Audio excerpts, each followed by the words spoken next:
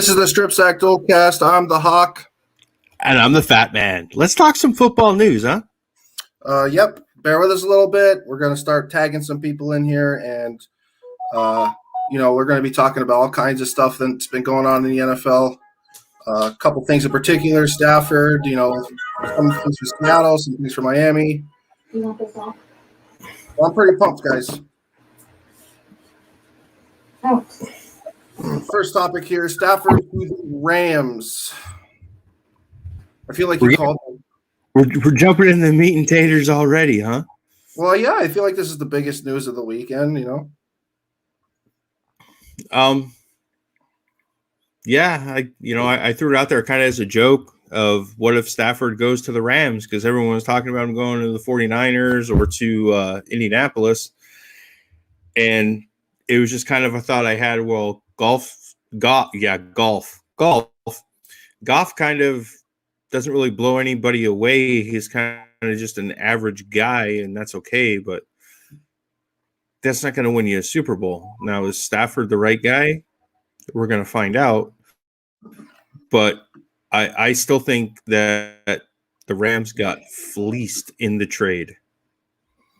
What's going on, Rob? Nice to see you back here, bud. I'm on the other way of this. I actually terrified of the trade. The Rams, they just need one piece. They have the best defense in the NFL. They've got, Sean McVay, that great offensive mind that he's had. This is just going to be bad news, I think, for the NFC West, unless the Niners possibly lands a quarterback, or Seattle can change its culture on the offensive side of the ball. It's going to be rough to try and beat the Rams next year. I know that the big thing for this is, like, they gave up a lot to go and get Matthew Stafford, 2 first rounds, a second round pick, but a lot of that has to do with the fact that they were trying to get rid of some of that contract, and that they're still going to take $22 million hit this year, which sucks, but at least they don't have to worry about it the following year. I think it's 50-50. I think it's straight down the middle, because I don't see the Rams needing any other pieces. This is the piece they needed, and I don't see that the Lions lost out on it either. Well, I think I value draft picks a little differently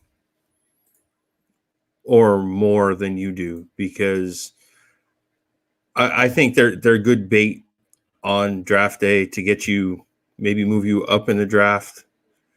And look, Stafford is probably, top 15. But what they gave up, 2 or 3? They gave up 2 first rounds, a third round. The only benefit that, so the good thing is LA dumped the contract, and they get Stafford. But I don't know. I value draft picks a little bit higher, because you never know what kind of season you're going to have. I think if they wanted to unload Goff, they should have just released him.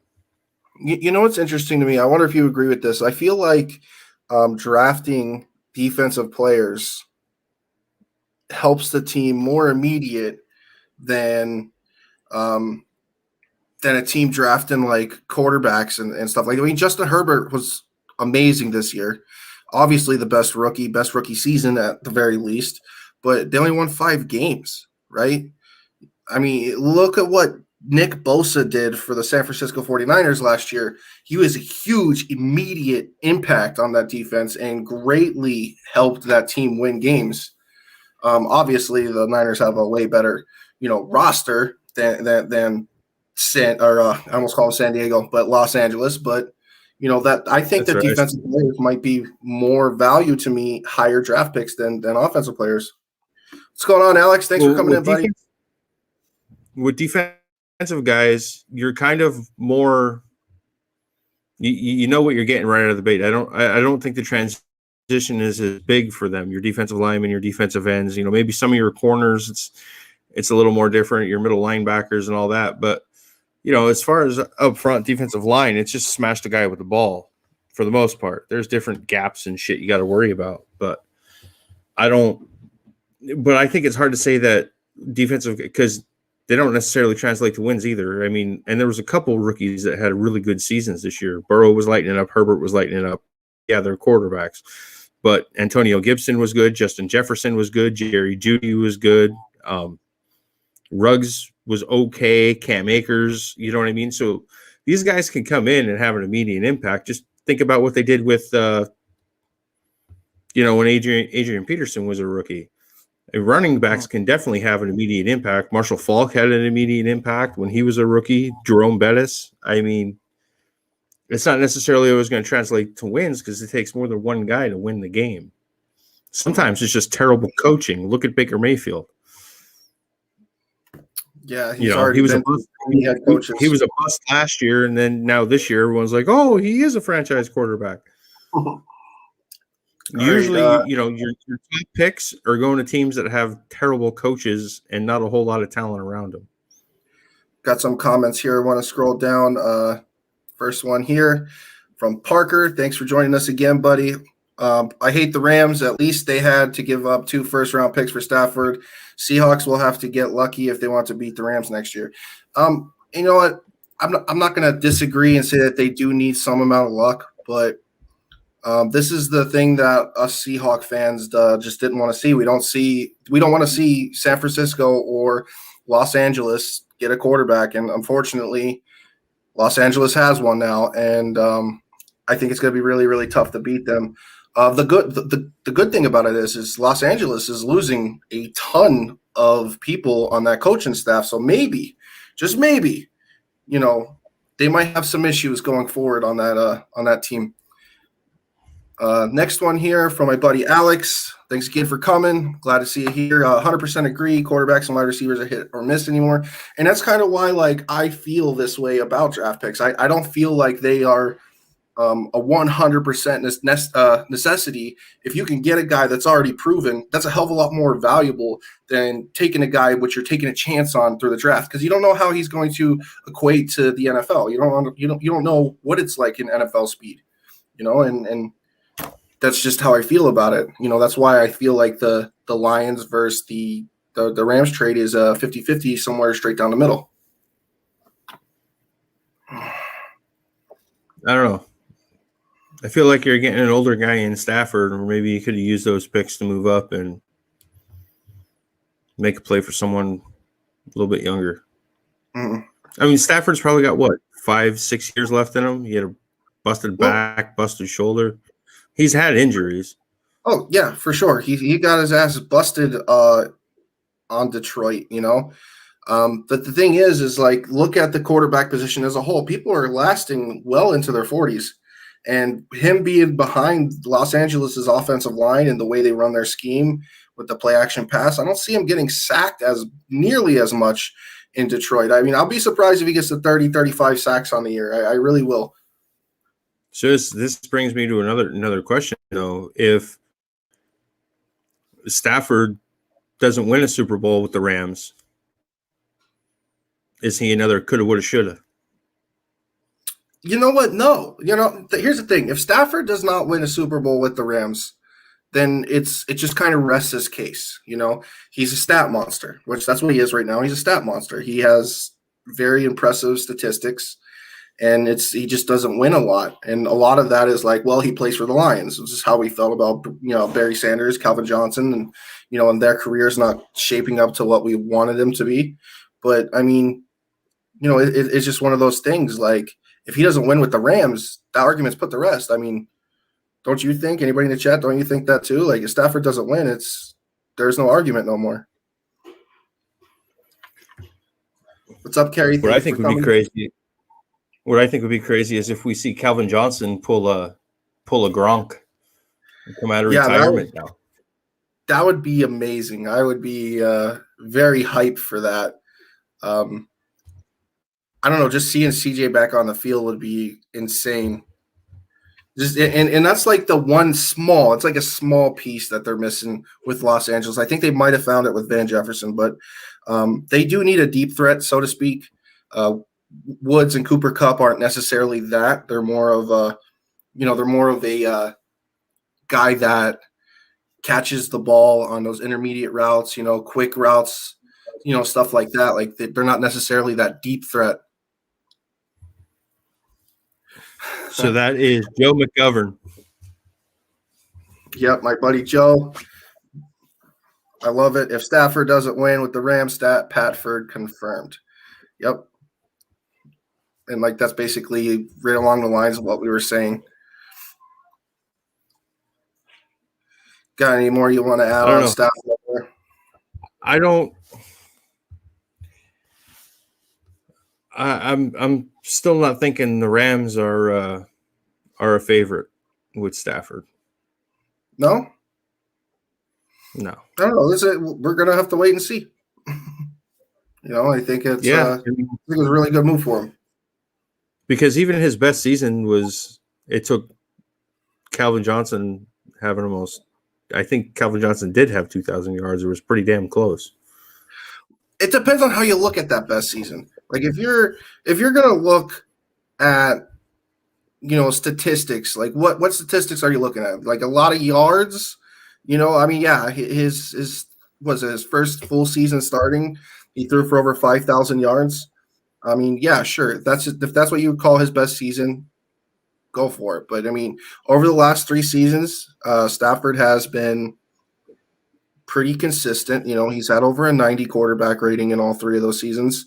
In fact, he's statistically better, more efficient without Calvin than he was with Calvin. And that might come to the thing if maybe he forced the ball a little bit to him, and it makes me think that he recognizes that, that's a huge playmaker on the side of the field. I got to give him the ball. So Marino never got a Super Bowl. No, but at least he got there, and he got his ass beat by Joe Montana. So, I mean, if you're going to get there and lose to, the second best all time, that's okay. It's not like he lost to Trent Dilfer. What's going on, Joseph? What's going on, Angel? Thank you for coming on the live with us. But let's move on from the Stafford talk, and I kind of want to talk a little bit about my Seahawks because now I feel like, the whole division is shaking up a little bit. John Wolford, the new OC for the Hawks, he was the passing coordinator for the Los Angeles Rams. I think this is a great move to me. I think that this is a move I wanted to see. They've had coordinators that were always run first. Schottenheimer was that way. Darrell Bevel was that way. I'm just extremely excited to see a guy that's more about the passing game than the running game. And some of his comments about what he wanted to see from the offense being more balanced but explosive. That's what I want to see. I want to see more balance because anybody who's a Hawks fan or watches a lot of Hawks, you got to be sick of seeing those dumb intermediate routes that just take too long to develop, and you see Russell over there just running around for his life trying to make plays. I'm done with that shit. I want to see a coherent offense. What the Seahawks at their best when they had a monster running game? Well, yeah, sure, but they didn't have monster wide receivers with it outside of Doug Baldwin. Our offense isn't tailored to run the ball like it was then when we had Marshawn Lynch and even when Thomas Rawls came in. No, but I feel like last year they were throwing the ball all over the yard, and we saw how that worked out. Beginning of the season, it was, the defense is terrible. They can't stop anybody. And then the second half of the year, when the defense started playing decent, the offense went sputtering. Yeah. And I think a lot of that's because of how basic the offense was. I mean, if you watched Russell Wilson's press conference on the season, he kind of summed that up. It was just those 2 high safeties, and it was basically what every team was doing. They figured them out. Everybody knew they wanted to go and take a deep shot. They had no underneath. They had no tempo to their offense. It was all these long intermediate routes that they wanted to sit there and develop, which is kind of bullshit, actually. Fair enough. You're the Seahawks expert. I don't know shit about the Seahawks. All right, I'm just a guy that watches them and likes to talk and run my mouth. All right, so kind of continuing on, Parker, I wonder if you feel this way too. I think Tyler Lockett needs to stay a Seahawk. I think that we do not move off from this guy. I think that he is the most important piece for Russell Wilson. Yes, even greater than DK Metcalf, even though DK is, the star now, obviously the more physically gifted wide receiver than Tyler Lockett, but he is Russell's safety net. And he's got 2 back-to-back 1,000-yard seasons. And with the incredible efficiency rating that he's had with Russell Wilson, I don't want to see him go anywhere. He needs to stay in Seattle. How many guys named Lockett have played for the Seattle Seahawks? Because, oh, my God, wasn't it a Lockett that didn't fight for the ball? Yeah, you're talking I'm about not going to say it. Ricardo. I'm not bringing it up. You're trying to bring it up. It's almost every time we got to talk about the passing the ball on the 1-yard line. So you just gotta fucking. I thought I remembered the dude's last name being Lockett. Yeah, that was Ricardo Lockett. So Lockett. All right. There's Dave. Yep, there's Dave. So what do you? Oh, what's going on, Alan? So what do you think about Tyler Lockett? You think that he's a piece that needs to stay in Seattle?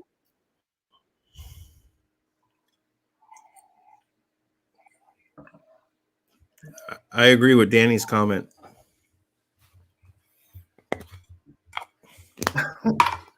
I don't disagree with his comment. If they need a marquee tight end. Yeah, I feel like that's the one. I feel kind of bad that it didn't work with Jimmy Graham there. Mm-hmm. Yeah, it's not like it didn't work with Jimmy Graham. I feel like that it was more or less something we weren't used to. We didn't have like this crazy tight end there since like Jeremy Stevens, right? So, we get Jimmy Graham. We think it's going to be a great fit, and it was kind of okay. He had a lot of red zone targets, which was nice. It was great to see Russell been able to hit a big target, because then we had smaller wide receivers like Doug Baldwin and those guys. I actually can't even remember the other guy's name right now. It's going to come to me later, I promise you that. But yeah, we didn't have the wide receivers that was big enough to make those catches.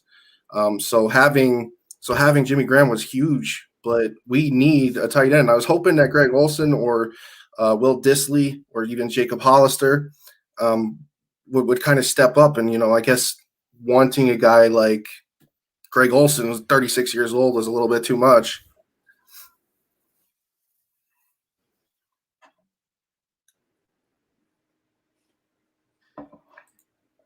I'm having technical difficulties here.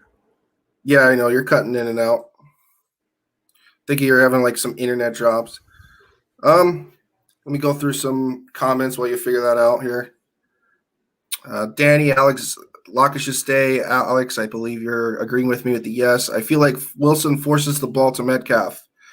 Alex, I actually want him to force the ball to Metcalf, because I feel like that's the one thing that Russell's missing, and let's just compare him to a quarterback we just talked about, Matthew Stafford. When Stafford had Calvin Johnson, that's what he did. He kind of knew that he would give him the targets.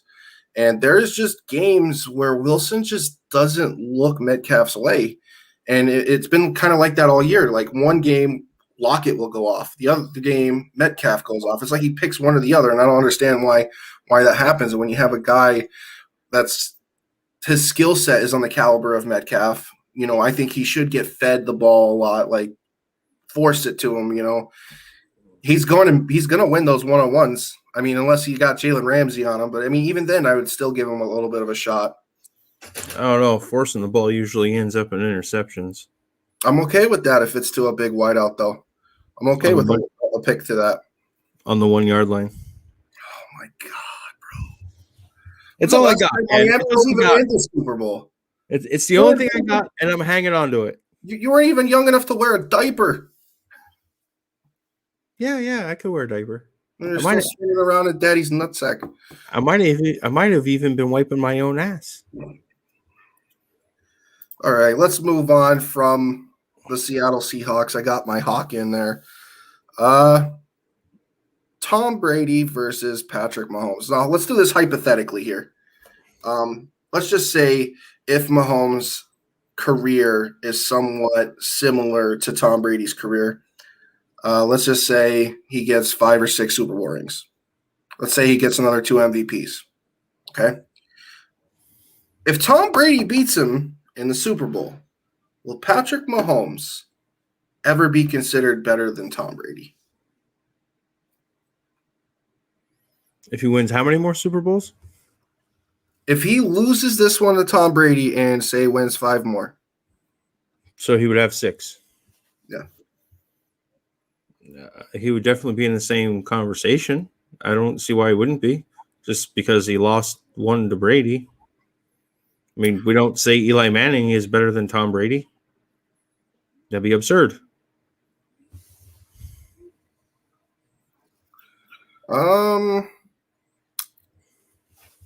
I see. I'm the other way of this. If Patrick Mahomes loses to a 43-year-old quarterback not in his prime, which is probably if he has somewhat of a successful career where he's got 5 or 6 rings, he'll never top Brady. Brady's got the win on him. Now, the reason we don't say Eli Manning's better than Tom Brady because his body of work, it's not even close. But Tom Brady couldn't beat him.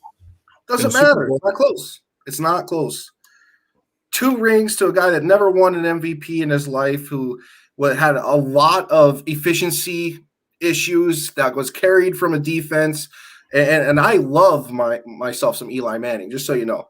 But there's no way he has a body of work career remotely close to even a 10-year stint in any part of Tom Brady's career. It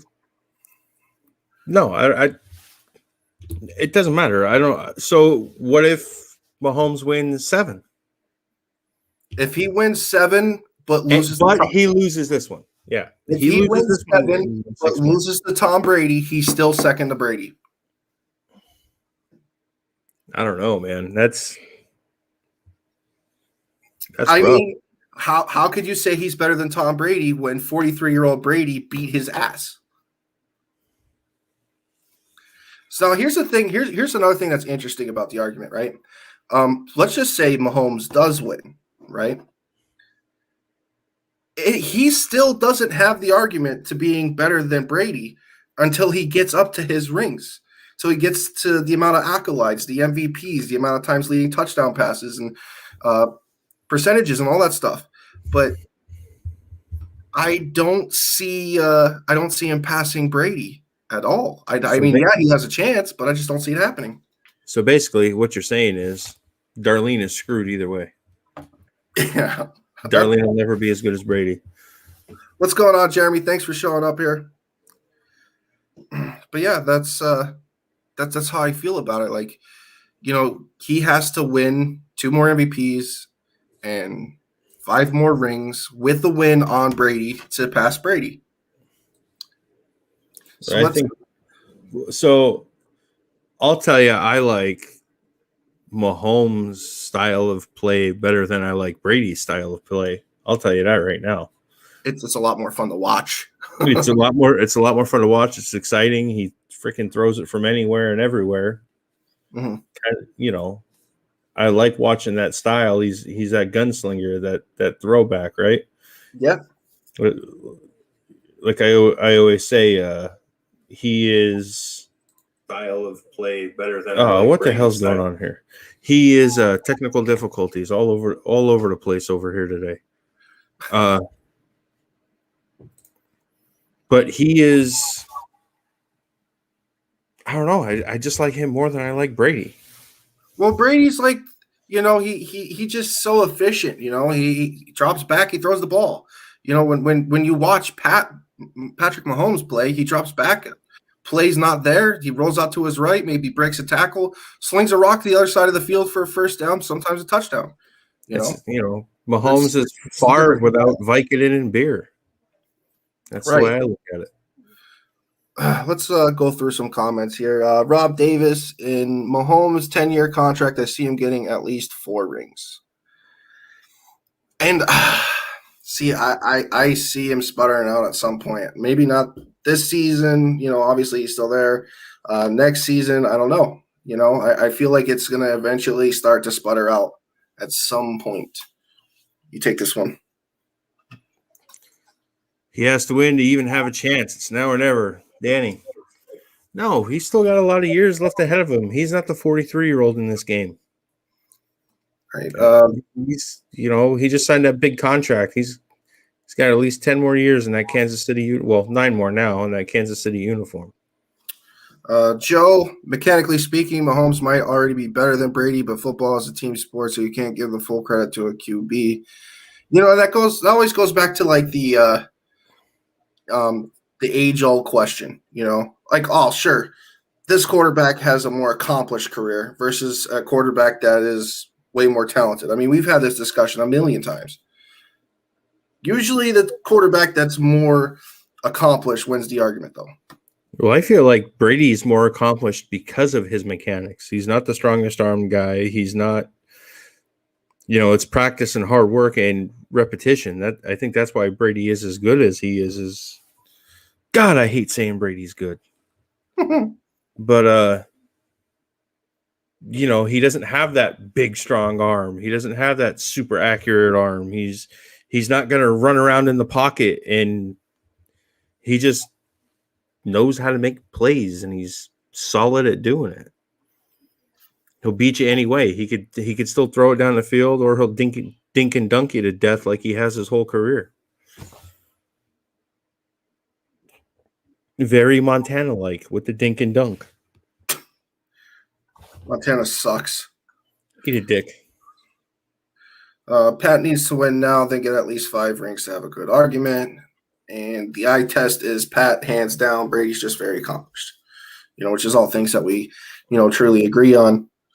Well, we'll see where Mahomes is at in 10 years. Yeah. For all we know, he breaks his leg in this game, and we don't see Pat Mahomes all season next season. Yeah, right. Okay, moving on here to all my 49er buddies. Oh, Niners. 49ers rumored to try for Cousins. How do you guys feel about that? Is there even any 49ers fans in here? I believe we got 2. I believe we got Alex and Joe, if they're still in the chat. I believe they're both still there, but we do have 2 49ers fans. So basically, we got rumored reports here floating around the internet that the 49ers are looking for Kirk Cousins or trying to make a trade for Kirk Cousins. There is some history between Kyle Shanahan and Kirk Cousins. Shanahan does like him. What's going on, Josh? Thanks for coming to the live. So there's some history between Cousins and Shanahan, and Shanahan likes those type of QBs. So I mean, it could happen. First, I want to go ahead. Look at Dave's comment here before we go any deeper into this one. At what point does Kansas City run into salary cap problems and unable to re-sign Mahomes' key weapons without available cap space? That's probably going to be coming up soon, but it depends on how much those guys like winning Super Bowls. I mean, we've seen Brady do it over and over again. He wanted to keep winning Super Bowls, wanted to keep winners around him. It seems like Tyreek Hill likes playing there, and I'm pretty sure Travis Kelce's having a good time. So those are positions that guys got to think about. Hey, it's the guy throwing me the ball that makes it as good as it is. I couldn't imagine Tyreek Hill going and playing with, I don't know, insert bum quarterback. Jared Goff, Cam Newton. I can't see him wanting to go do that. But I like that comment from Danny. Kirk Cousins is the phantom quarterback. So back to the 49ers, unless you have more thoughts on the key weapons in Kansas City. No, I'm ready to move on. All right, so on to the Kirk Cousins and Jimmy G debate, moving on to the going to the 49ers, whatever Cousins heading there. When you asked me earlier, that's kind of like, I'll stick with Jimmy G. He's a winner. But you made a very good point in our conversation that the best ability is availability. So, yeah, go ahead and make a move for Kirk Cousins. I mean, we don't have like a crystal ball, you know. We can't see into the future to see if Jimmy G is going to go down again. But he's got one full season, right? And in that one full season, the 49ers went to the Super Bowl, right? Obviously, they had the worst injury season I've ever seen in my life from any freaking team, and I feel really bad for Niner fans as much as I like to bust y'all's balls. It sucks for y'all. Thing is this is why I kind of like the target towards Cousins. Cousins gives you statistically a quarterback that's around top 5, top 10 in both efficiency, yards, touchdowns, quarterback rating, yards per attempt on a yearly basis. And we've seen the longevity of Cousins. Cousins has been in the league the same amount of time as Wilson. And as soon as he started, he's never been benched. You know, he's been in the league. He's there every game.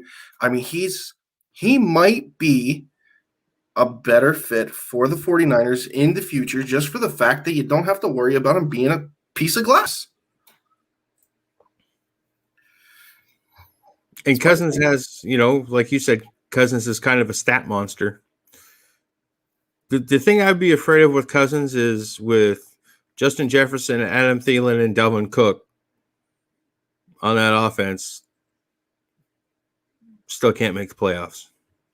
Right, but they also, you know, we're looking at a top 5 offense in the NFL with the 30th ranked offensive line. All right. Now, let's be real. The Vikings should have won 4 more games this year, one including against the Seattle Seahawks. They had the lead, and in 2 minutes, Russ does what Russ does and won the freaking game. But a lot of that is, you know, Zimmer and some of the coaching decisions that they make. They just feel like they just dropped the ball on that. He won't have that with Kyle Shanahan. And in my opinion, Kyle Shanahan is either the best or second best young coach between him or Sean McVay in the NFL. And you give him a guy that's going to be there week in, week out, and he's not the guy that's going to go in for practice and throw the ball around because Jimmy G's not doing exactly what he wants him to do. Go for it. The problem, like we said, the problem with Jimmy G is he's always hurt, but he wins football games. Took him to the Super Bowl. And we just seen the Rams give up on Goff after getting them to a Super Bowl. I won't be surprised Jimmy G gets the hell out of there, and maybe we talked about it before. I could see Jimmy G going back to New England. And I know that's what our buddy, our pal here, Big John, would like to see too. We'd like to see Jimmy G back in a Patriots uniform. Then the Patriots would have a quarterback. I'm going to bet that he doesn't. All right? I'm going to bet that he doesn't. And I don't even think that the Patriots organization right now wants Jimmy G back either. I think that if they get a quarterback, I think that Jimmy G just kind of fizzles out. There's no more Jimmy G. I still want to see him smack Aaron Andrews on the ass. When he was being all flirty in that interview, I was waiting for him to smack her on the ass. That's funny. Let's get into comments here. Jimmy's more of a derpy, confident kind of guy that has benefits. Cousins beats himself up too much, but ultimately I trust Kyle's judgment. And I do too, man. I do too. Go Brady from Josh. I don't understand why there's all the I thought for sure, man, the 49ers would try and make a play for Matt Ryan. Like I think Matt Ryan's the guy to go there. There's actually some statements coming out of that organization about them having zero interest of trading Matt Ryan. And I guess Arthur Smith, their new head coach, is talking about running a very similar style to Kyle Shanahan's and Matt Ryan's MVP year, which that right there, I'm just going to call it now. Arthur Smith is going to be the most successful first-year coach next year. And I think them Falcons are going to be on a turnaround, 100%. Here and there, no, just rumors. Jimmy is our guy. And, you know, if I was a Niner fan, I'd feel the same way, honestly. Try for Watson or Rodgers. You know, the funny thing is, I believe the Rams, it was the Rams tried for Rodgers, and they shot that shit down. No interest. Yeah, the Watson move isn't a bad idea. No, but I mean, we all have Yeah, I have very different thoughts than you on Deshaun Watson. Well, express them. This is what we're here for. Express your thoughts on Deshaun Watson.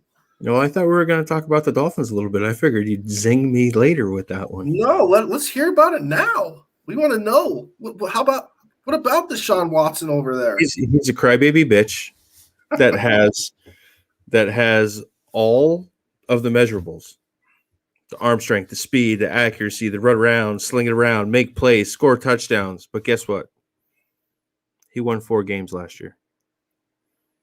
He didn't win many more the season before.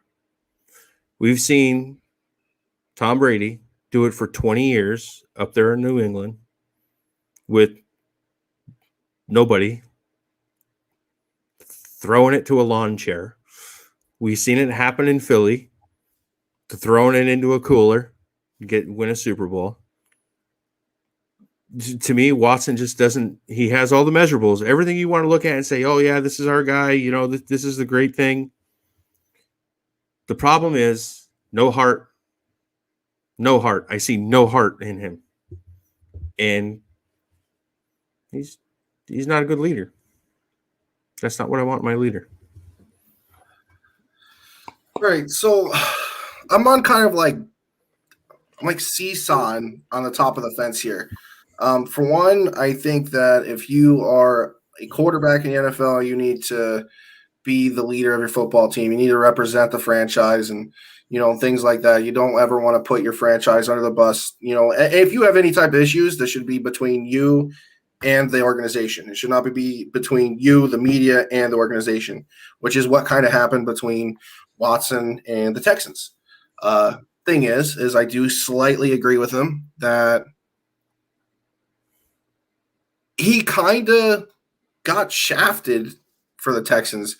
Obviously his huge contract, they told him that he was going to lose some pieces, but maybe in his mind, he didn't want to lose the pieces that he lost. And when you have a quarterback of that caliber, you're looking at a rebuilding season. Like, come on, you can't be doing that. Build around the pieces around him. And that's not what happened with Deshaun Watson. And like I said, I'm on the fence on it because, yeah, I do agree with what you're saying. But, yeah, I also agree with what Watson's saying. What I think he should do is go exactly with what you're saying. But, at the same time, I watched Matthew Stafford kind of shit his entire career over being in a shitty organization and kind of wish he did this in his year 4. But we've seen you said Watson's the one that wanted the no trade clause. And he's the one that wanted all that money. Mm-hmm. And I'm sure he couldn't get there fast enough to sign for that big money contract, knowing that you're not going to be able to keep everybody. You can't. And, we talked about it a little bit before. You're going to see Kansas City probably run into this too, but at least they're winning. Yeah, sure. They traded DeAndre Hopkins for a chicken sandwich, basically. They cut Kenny Stills, but he was a bum. I mean, yeah, okay, it's hard to win when you don't have pieces around you, but you also have to have the patience to get those pieces around you.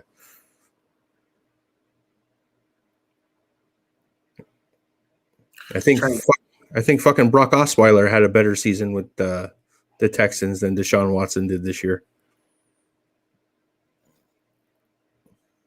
Let's see if we can get to where we're at. We kind of missed some of your comments. Sorry about that, guys.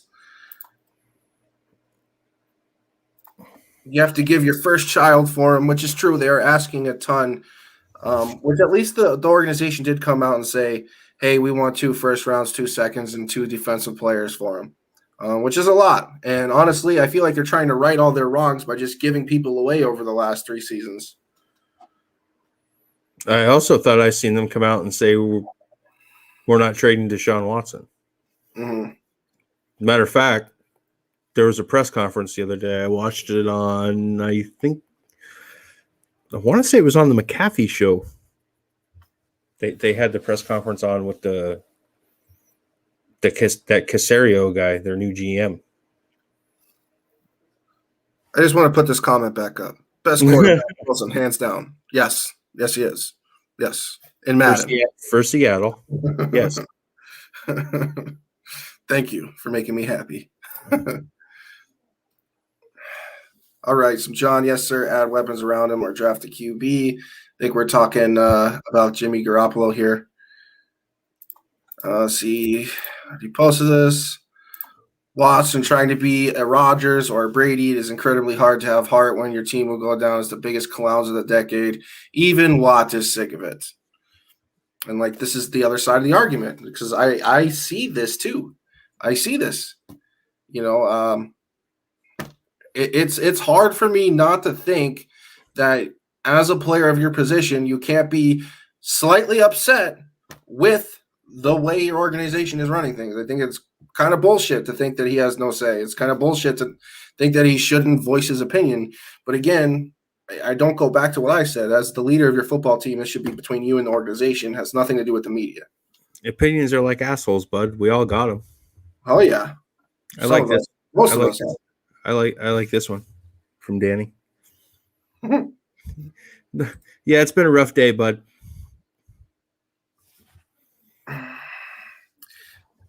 Do you want me to read it?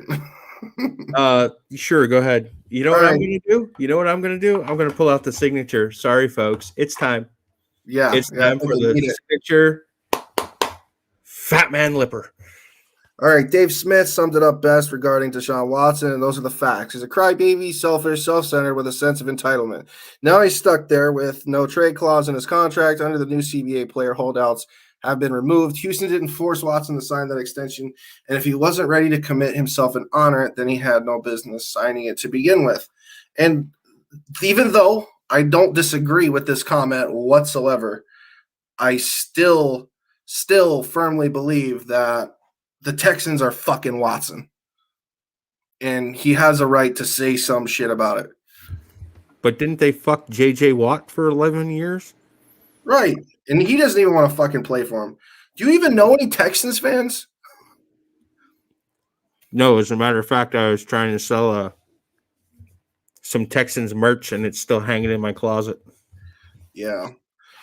All right, let's move on from the 49ers. Let's talk about some Pittsburgh Steelers, a topic that I actually really enjoy reading about over the last week. Big Ben wants to take the pay cut and stay for Pittsburgh. Now, I already mentioned that I think this is the best case scenario for Pittsburgh. He takes a pay cut, free up some of that dead cap space, do something to where they can sign guys like Bud Dupree. And, the Steelers are in a pretty good situation because it's not like Ben is not more than serviceable. He had a phenomenal year for an older quarterback who didn't have a run game, speaking. And I don't see like a rookie or first-year quarterback coming in and doing technically better than what Roethlisberger did this year. So I think this is the best case scenario for Pittsburgh. What are your thoughts? The only problem with Ben is he looks his age when he's out there playing. And we got used to guys like Rodgers and Brady out there looking like they're 25 still. Mm-hmm. I think if Ben takes the pay cut, it's a big win for Pittsburgh. It's a big win for him. He gets to play another year or two. I always liked Ben. His style of play, big guy, takes hits, stands tall in the pocket, can take a beating. So good for the Steelers. It'd be nice to see him get a young guy in there, though, to start training behind him. Mm-hmm. Yep. Just going to scroll through the comments real quick over our last topic from John. Watson still holds the cards. He ain't going to play there. And honestly, I agree with that. And even if they don't trade him, I think that he damn sure should sit out the season and stick by his guns. If you're going to say it and not want to be there, what's going on, John? Thanks for coming in. If you're going to say it and not going to be there, stick by your guns. Sit the hell out. Pay your money. It is what it is. From our buddy Brandon, thank you again for coming and joining us. Imagine accepting a new job in good standards and good faith. And then after you sign that deal, your whole job becomes toxic and you want to get out. He's watching Mahomes getting the treatment he wants and just wants the same pie. How can we disagree with that? You know? Mahomes has a ring. He also has incredible pieces built around him. Yeah, but Mahomes is also not demanding to be involved in picking the general manager and picking the head coach. He wasn't necessarily demanding it. He was just saying maybe he should be in the talks. I don't know. There's going to be all kind of shit that comes out. The media is going to say what they want. The only people who know what actually went on is Deshaun Watson and the Texans organization. And they're just talking, you know, Watson's going to come out and say anything he can to make himself smell like a rose. Yep. All right, stay on topic here about Big Ben. I have to agree with you that I loved his style before the season. He kind of changed it up. Now he's got like this, you know, this quick passing attack. And it's actually not bad to do shit like that. What's going on, Rudy? Thanks for coming in with us. About time, bud. I know, we were waiting. Fatman put the lipper in just for you. So what I think is they get this guy a running back or at least a OC that is more tailored to running the football. You know, I feel like they need the exact opposite of what Seattle needs. They need a guy that's more about running the football and less about the quarterback than what they are right now. He had like 200 passing attempts in a 3-4 game span this season. That's insane. Yeah, I mean, Ben is definitely still a very good quarterback. Mm-hmm. And he's got some, you know, you got Claypool there. I just wonder if Juju's going to come back. I doubt it. Mm-hmm. But we've seen the Steelers.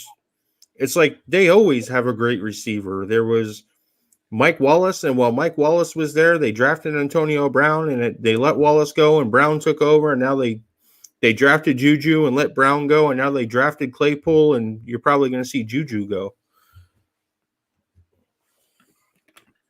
Yeah, the thing is like we said this last week about the whole Juju thing is they do have two serviceable guys behind them, which is phenomenal. You know, not a lot of teams can say, hey, we could lose our star wide receiver and have two guys ready. Honestly, they have three. So they don't really need to sign that Juju, or they could trade him, you know, do whatever. They really don't need him. I know I heard somebody saying something about that James Conner going. Maybe it was the Lions were looking at him or something. You know, I feel like he's like going to be a guy that's always going to just kind of come in on a third down or kind of relieve the running back. Like I don't see him ever being a bell cow, no matter where he goes. And if he does, then I'll be surprised. Let him go to Detroit and bite off some kneecaps. Let Juju walk, becoming a cancer from Brandon. I feel like there's a lot we don't know right now. That's really true, Danny. But this is like the fun thing about the NFL right now. We don't know shit, and it's fantasy football, like all day, every day. But the crazy part is why does that keep happening in Pittsburgh? Brown, Bell, Juju. Next, it'll probably be Claypool. There's something going on there. Are we going to blame a head coach that hasn't had a losing season in his NFL career? Are we going to blame him? No. Yeah, okay. Sure. Why not? Oh, okay. We're going to blame. Yeah, we're going to blame Tomlin. God damn it, Tomlin. I blame the leaders of that locker room. The Ben Roethlisbergers, the TJ Watts, the Bud Duprees. Smack him in the mouth. Put him in his place. The locker room should take care of itself. I'm sure. I know one of our friends in here played college ball. He knows what it's like. Mm-hmm. Yep. It's our man Johnny. Danny, Juju's still young. Just needs to concentrate on football instead of TikTok. And I agree. Tomlin is a bum. He's trying to build a brand before building a career. Yo, I hope you Pittsburgh fans are seeing this shit. You gonna let him talk this smack? We had We had Anthony going at it last week. Let's see. Tomlin's a bum. Thanks, Brandon. I won't say I don't think Tomlin's a bum, but I mean, shots fired in the comments. Blow that shit up. get the shotgun, boys. Jacoby Ford incident made me lose respect for him. I actually forgot about that. All right, so let's move on. You're gonna have to enlighten me on that because I don't know what that incident was. Like I said, tripped him? Is that when he tripped the guy running down the sideline? Is that the one? Yeah. Yep. Okay. All right, so let's move on here to JJ Watt. Come to Miami, bud. Come to Seattle. I got a side for you. I got a side for you. Come to Miami.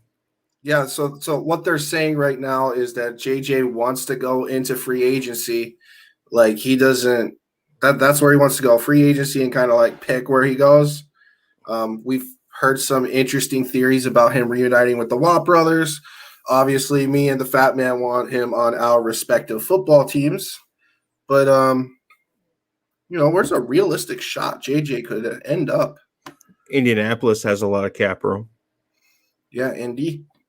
If I was him, I'd be looking at honestly, if I was him, I'd be looking at Pittsburgh. I'd want to go play with my brothers at the highest level. Mm-hmm. What's going on, Hammer? I'd take a pay cut just for that, I think another interesting area for him to go, I've seen this floating around, maybe the possibility of going to Tampa Bay. And what's going on, Pat? And possibly joining JPP and Sue on that defensive line. That's a scary thought. Yeah. Vita Vea is pretty damn good too. Yep. So Danny says Watts says the same thing. Watts says the same thing Watson's saying, yet no one thinks he's batshit crazy because he's been there for 11 years. He's dealt with it. I don't think Watson's batshit crazy. I think he's being a crybaby bitch. There's a difference. I'm just not going to keep repeating the same thing over and over on this. I think I might be batshit crazy, but I don't think Watson is. Well, you're 100% batshit crazy if you think that Watt's going to go to the Dolphins. Yeah, probably. I mean, but look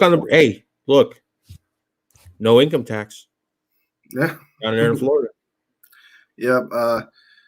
Indy needs to take Wentz. Ooh, that's an interesting comment. We'll talk about that in a minute there, Pat. Well, I'm seeing a couple here. Dallas for JJ. Yeah, and that's kind of like a piece that they need. I don't know what the whole deal is with Aldon Smith. If you guys want to give a little comment about that. What's up, Michael? Well, I think Aldon Smith only signed a 1-year deal, didn't he? I believe so. I can't really remember. He might be a free agent. My defensive line knowledge on the Dallas Cowboys, believe it or not, it's a little lacking right now. Yeah, it's just all Tony Romo rolling around in that brain. I know, it's all Romo, just the stats and like the way he played the game. Just. But you ain't got nothing on you ain't got nothing on Danucci, do you? But yeah, that's an interesting spot going to Dallas, and obviously they needed they need another defensive end. What about Cleveland? They got two really good guys, though. I don't know about that. They got Myles Garrett on one side. Who's there? Who's on the other side? What's his face? Vernon. Yeah, but he's old. Well, he's beast, so though. JJ, but no, Oliver's a beast. No, you got to stick with Oliver. It's Olivier Vernon. He came from Miami. He went from Miami to the Giants to now the Browns. Right, and here's a good comment. Dallas, I thought Watt wanted the ring. Okay, I'm not going to bash the Cowboys on the ring part, but that's why I think that it would be very reasonable to see him go to like Kansas City or even Seattle, Tampa Bay. I won't be surprised if those are the three teams that he goes to. Maybe Los Angeles or San Francisco. I don't know. I just think because Indy's got a ton of money. Yeah, I don't think that'd be a bad spot for him. They're pretty much a quarterback away, and that's it. Yeah. That's why we've had there. Quinn is looking to move guys around on Dallas defense, so Watt is totally realistic. Yeah, sure, it's realistic, and they have like an insane offense. It's definitely insane. Here's something crazy to think about. What about the Rams? Again, that's and their system kind of works, that 3-4 base that they run. They have that edge. That's where Watt had his best years in Houston. And put him and Aaron Donald on the same side. Woo! Nasty. Hold on. We got a Rams bash. I just want to highlight that. Screw the Rams. All right, Carson Manning, calm down over there. You can read that one. McAfee would squirt in his undies. That's if he were to go to Indy. Watt wants a ring, man. I haven't heard that joke against the Cowboys ever. Yeah. We know. You probably hear that joke like 26 times a day. Anytime you wear a Dallas shirt. Another crazy spot for J.J. Watt. Green Bay.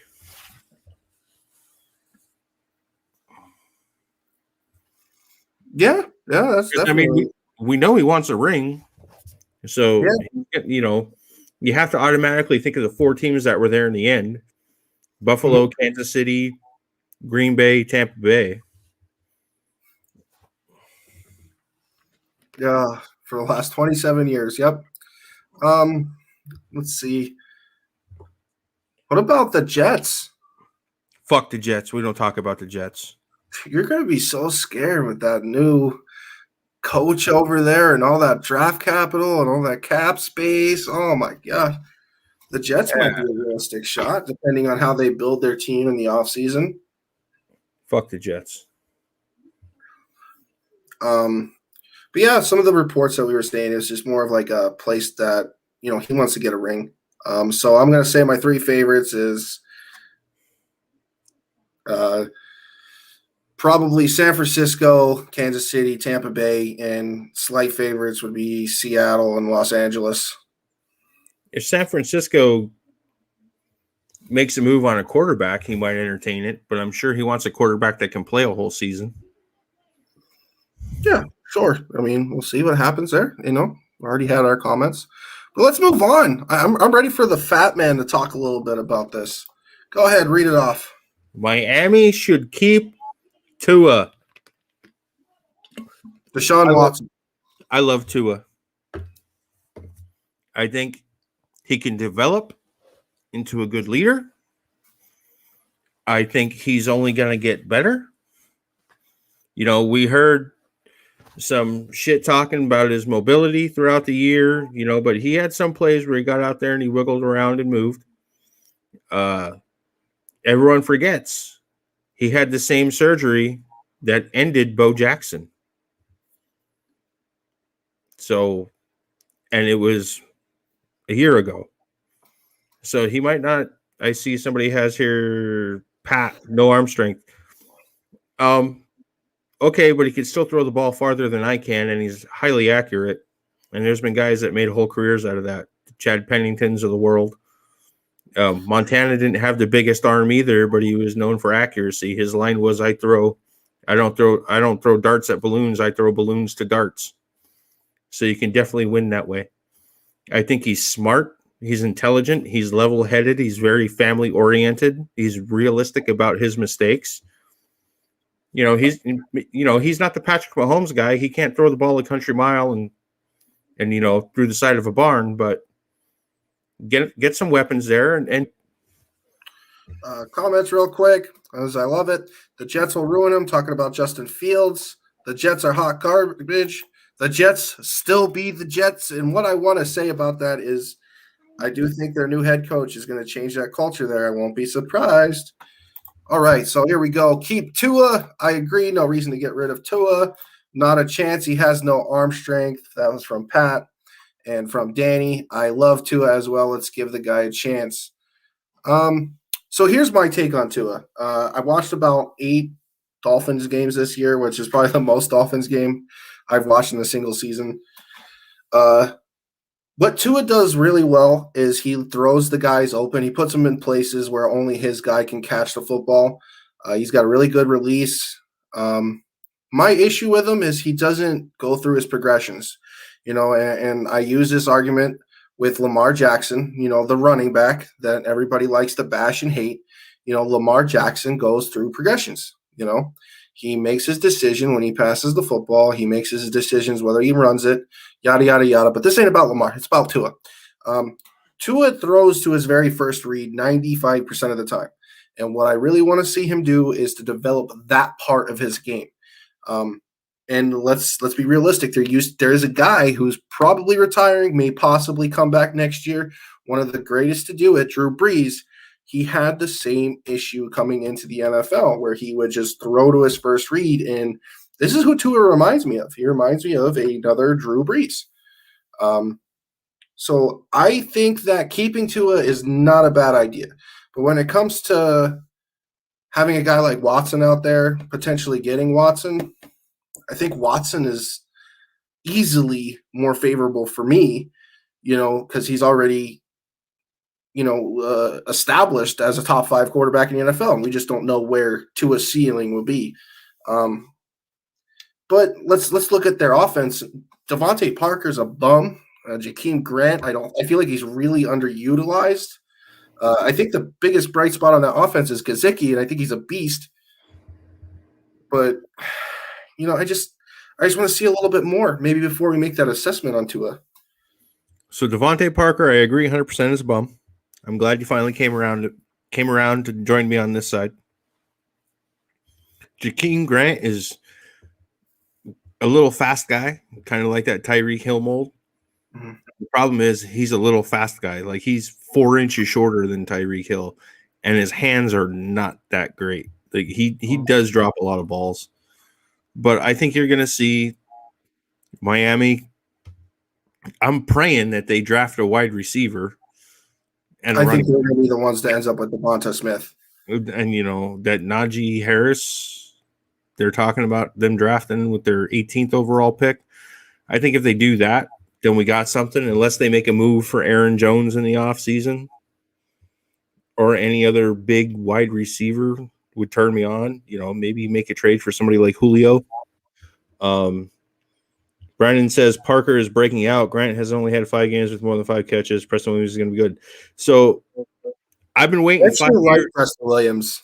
I've been waiting 5 years for Devontae Parker to break out. I'm done with this experiment. I said it earlier. The best ability is availability, and the guy's always hurt. I don't care he stubbed his toe getting out of the shower. Put your damn cleats on and get on the field.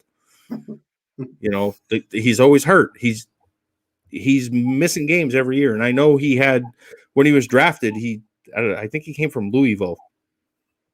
He had screws put in his foot, missed his entire rookie season, and he hasn't done shit. Like he's a big target, but he hasn't done shit.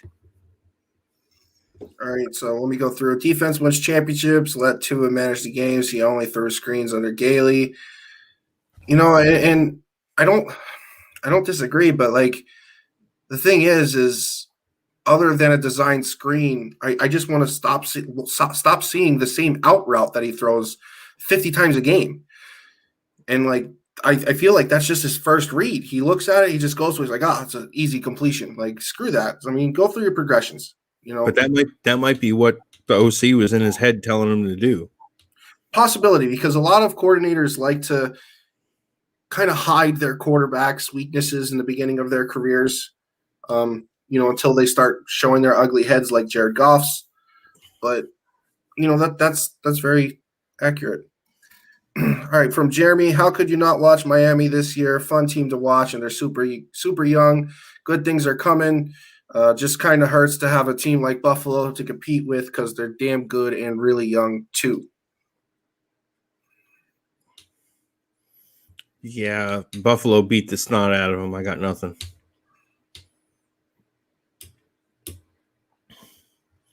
$17 of 22 for 96 yards. That's the OC's fault, Brandon. Well, he completed 17 of them, didn't he? I think Peyton Manning has the record for most 2-yard touchdowns. So He had a pretty good career. I feel like you're getting another fan. Maybe. More FATMAN fans. Tell everyone you know about us. We're trying to get this shit to break out. We know it's the end of the year, but we got another one coming next year. So I want to come back to this, Brandon. 17 for 22 for 96 yards. That's the OC's fault. Yes and no. So they're most likely what's happening in this situation is they have a design play, right? And the quarterbacks have that hot read, that first read. And I feel like that's what's happening with Tua's just looking at that first read. There's other parts to plays. That's why you go through your progression. That's why you have 1, 2, 3 reads. And he's just not doing that right now. So I feel like sure, some of it is OC's fault, but on the other hand, it's also Tua's fault. But I think that these things can be extremely they can be fixed. Like I said, you watch Tua's rookie season, just watch a couple games of Drew Brees' rookie season, and then come back and tell me, like, hey, I think you're right. They kind of look alike. I mean, he only played 9 games. That's a small sample size. And he wasn't terrible. He wasn't great, but he wasn't terrible. It gives me a lot of hope. Yeah, the best part about that whole situation in Miami is that both quarterbacks kind of got the situation. So when things needed a spark and they brought in – I love that comment. When they would bring in Fitzpatrick into the game to get a spark on the offense, we're looking at two guys that understood that situation very well, and they kind of just, ran with it, and it was very much needed. I don't think that this was a bad thing for Tua, and I will say going next year, we're not going to see that shit at all. It's going to be all Tua. So I don't know if T-shirts will be coming, but I am thinking of something maybe. You might see it pop up on the podcast here eventually.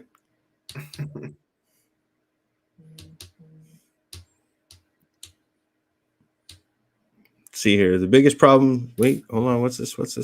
There we go. I'm trying to see who that was. That was Jeremy. Yep, Hammer. All right, so the biggest problem nowadays is everyone wants a guy to come right out of college and be the best quarterback in the league, and if he's not, then everyone says they're garbage. Tua can be a damn good quarterback. He just needs time to learn the game better and snaps under his belt. I agree. I think he needs to get a little bit better at the pre-snap stuff. I got lost in my shit talking there because I was reading another comment. I think he needs to get a little bit better at the pre-snap stuff. I don't really remember seeing him audible too much last year. So he's only going to get better with time. You got to remember, we come from a time when quarterbacks took 5 years to be any good. And no, FATMAN's not going to get mad because I thought you knew me, Rudy. If you knew me, you would know I love Tim Tebow because he has God on his side, man. Like all he did was win. How could we be hating on Tim Tebow? So it seems like Johnny is usually on the Hawks side here. Unless they trade for Watson, then Tua goes to that shithole in Houston. And that's the thing. Like, okay, sure, I think that he's a good he could develop and he could be better. And I agree with the argument that Hammer's got presented and you got.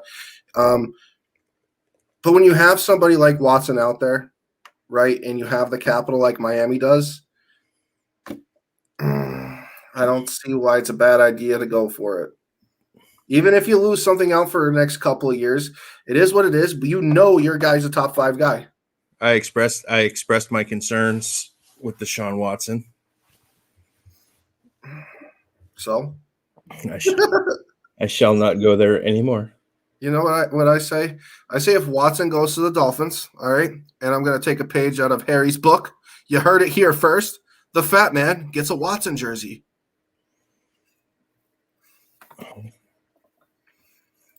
Maybe. Oh, wait a second. I think I wanted to comment here on something. Are those Ducks? No, those are Eagles. You like the Mighty Ducks? Pat had a question. I'm trying to find it. Indy needs to take Wentz. Yeah, we could dive into that for a minute.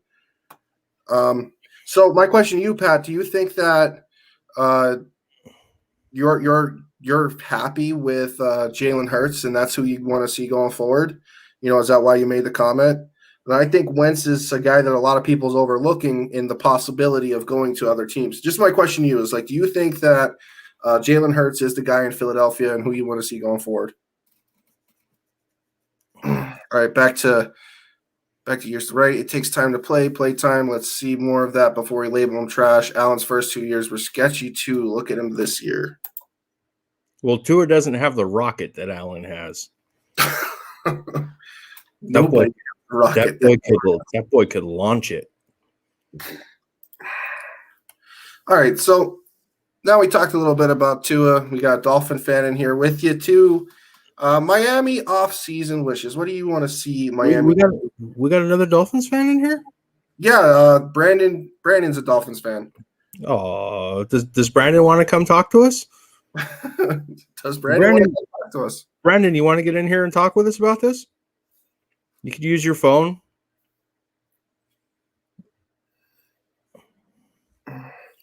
I'm waiting to see if he responds. All right, we'll hold on that. I'll read some comments. Well, if if you're the Dolphins fan, you want to hop in here and chat with us? He could be. Wentz just hasn't been able to stay healthy and or produce. Let's see. I agree. I agree with everything you said. So here's the thing. So we saw Wentz have a great, phenomenal year, then get hurt, and that was like the year that we all kind of cater to. And I feel like last year was really impressive with Wentz. So let's just see.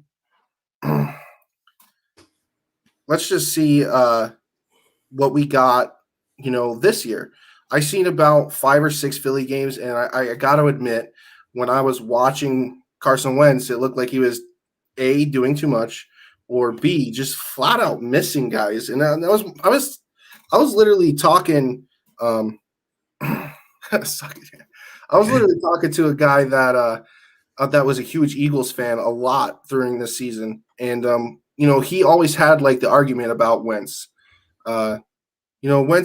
Wentz is good. Wentz, it's the offensive line issue, and then it comes out that the offensive line.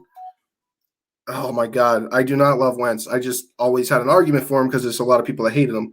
Regardless, it came out that Wentz had one of the better offensive lines. I think they ranked 7th in the amount of time you had in the pocket, which is phenomenal.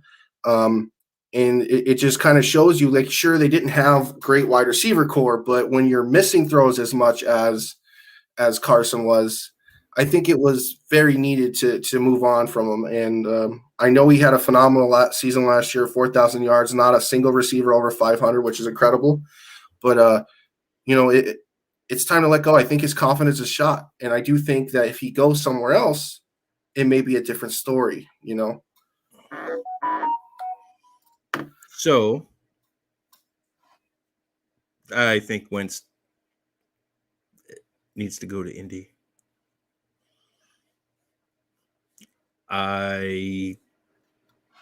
He's got to get out of Philly. I think it's become toxic, and that's hard. We've seen him get benched for Jalen Hurts last year. And Wentz has some talent. We're not far away from him having an MVP caliber year before he broke his back. I mean, I think he's still got some left in the tank, and I just think he needs to change his scenery.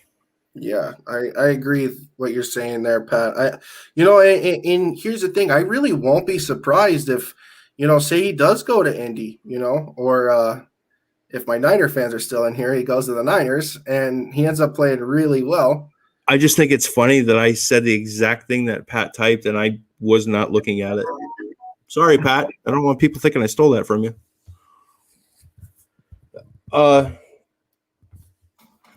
Anyway, I thought we were talking about Miami's offseason here.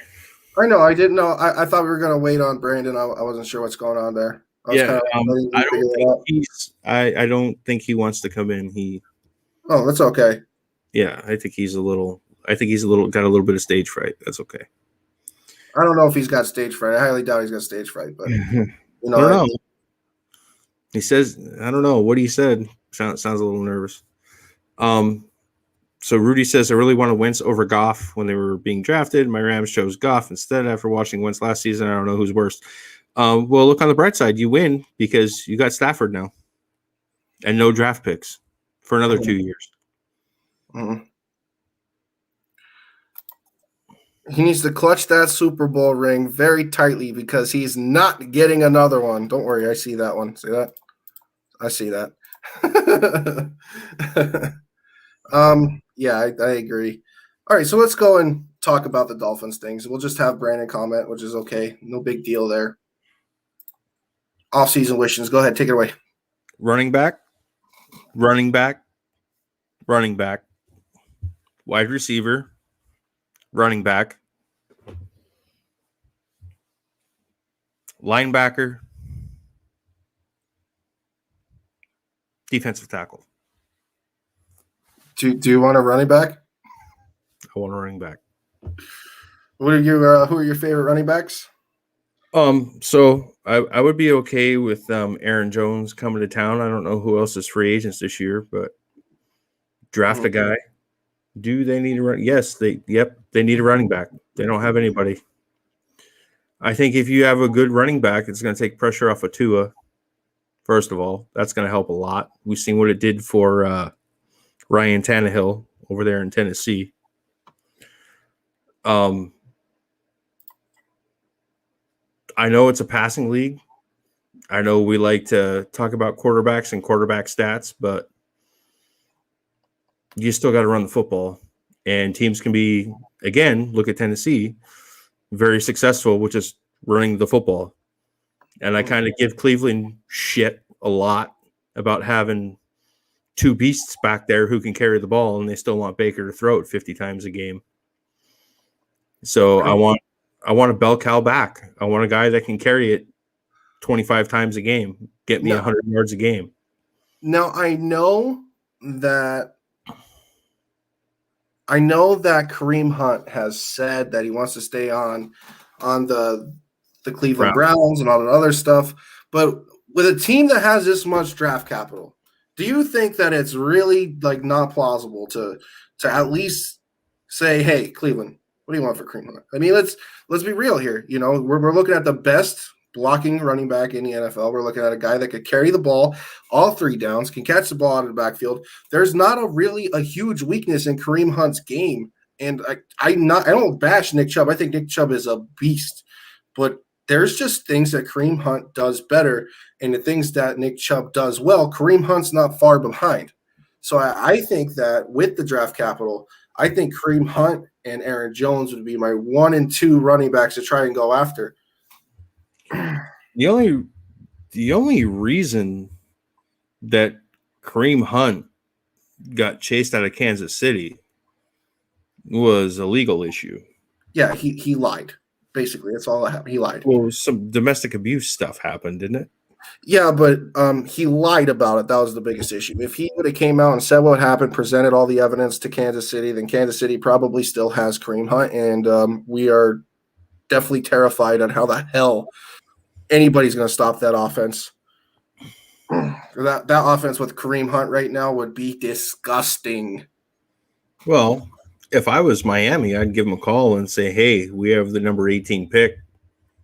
Is that enough to get us Kareem Hunt? Yeah, I mean, and I think some people might think I'm crazy to say that Kareem Hunt's worth a first-round draft pick. You are. I mean, I think he is. I just think that he's one of the best backs in the NFL in a system to where he shares his carries. He's more of like the reliever, so to speak, you know.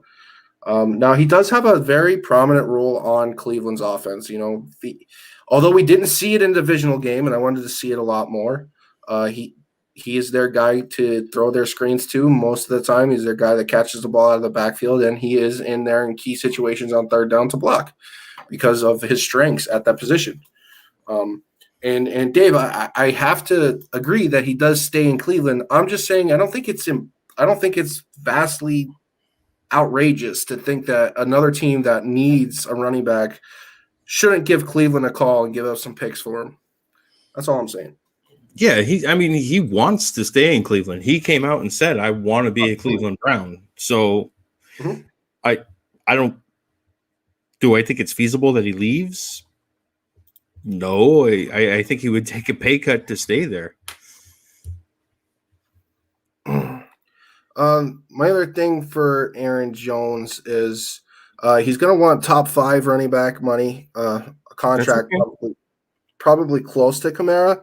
No, I was on another live on a different Facebook group, and I was talking to the guy about the Kamara versus Aaron Jones situation. Now, Kamara isn't really that far ahead of Aaron Jones. Jones is clearly the better runner. He's got a nice 1-2 cutback style. He hits the hole and he hits it hard and really fast, and he has that breakaway speed. I think that Aaron Jones is a really good running back that deserves top 5 running back money. And in comparison to Kamara, I think I give Jones the edge in running the football. Kamara's more of a gadget guy, Brian Westbrook type of guy. Cut Devontae Parker and sign Aaron Jones. Cut Devontae Parker and sign Aaron Jones. Simple. And this is why the Fat Man actually works for the front office in the Miami Dolphins, and he knows it all. This is why the Fat Man makes shitty beer for a living. You love that. What was that seltzer beer, whatever? I don't make it. I put it in a box. All right. Nobody send this over to his workplace, please. Fuck 'em. Hey, skip to 120 over there. They bash your place. So, going back to the Miami situation, I think that Miami definitely takes Devonta Smith. I think it is at wide receiver, and I think that's huge. I think it's going to be huge, and I do think they should keep Devonta. I really do. Keep Devonta. Have him. Have Jakeem Grant. If you don't land a running back, you don't land a running back. Whatever it is, what it is. But at least you'll have an offense with a plethora of weapons. I don't think they should have let Jarvis Landry leave. You still on that Jarvis love, man? I'm still on that juice, baby. Let it go. No, he was my favorite fucking Dolphin. I'm still on that juice. If you guys want, you can go to the Fat Man's webpage. It's www.ilovejarvis.com. There's lots of pictures of Jarvis Landry on there. I have a direct link to his OnlyFans. All right, let's talk about something else besides the Dolphins. You don't want to talk about the Dolphins? They need a running back. Oh, God. Oh, we got a little bit of a thing there. So let's go back here, see if we can find something to argue about. Wentz versus Dak. Don't get John started on the Wentz and Dak shit. I've argued with him all season, which is true. We have been going back and forth about Dak Prescott and Carson Wentz. Okay, so looking at it before the season started, I felt like Wentz did have an argument against Dak. My biggest thing with Dak is I feel like Dak is a piece in a really great offense, opposed to Wentz being the piece of the offense for Philadelphia. So that was like that's like my argument for that. So looking at it now, yeah, I think Dak is your guy, and you need to stay with that. So that's really what it is there. Another thing about the whole Dak Prescott thing, I seen another thing. What is your guys' thoughts on this? Josh Allen or Dak Prescott, who's better, right? So I think Josh Allen is. I think in his short 3-year career, he's done a lot more than Dak Prescott. Getting to an AFC Championship game, Dak staying in divisional round hell, and then just either losing the title to Philadelphia or getting knocked out in the first playoff game they have. Like that's Dak Prescott's life right now. And with a injury that he's had, it makes me question how good is he going to be when he comes out of rehab? How good is he going to be next year? And in my opinion, there shouldn't be a talk of if he's as good as anybody in the top 5 of the quarterbacks in the NFL. It should be, is he better than Andy Dalton right now? And I think he needs to go and show that. No Andy Dalton. Keep Andy Dalton. Go back to the Dolphins. Fournette will be a free agent. What about him?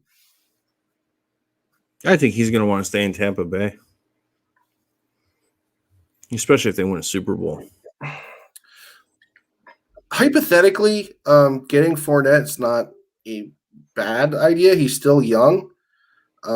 He's going to be a lot cheaper than somebody like Aaron Jones.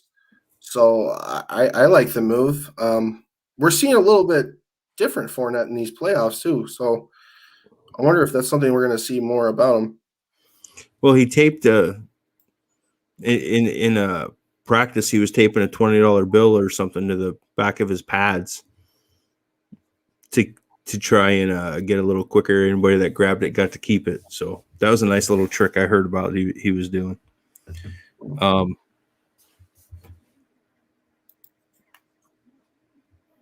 Rudy, is that Spanish?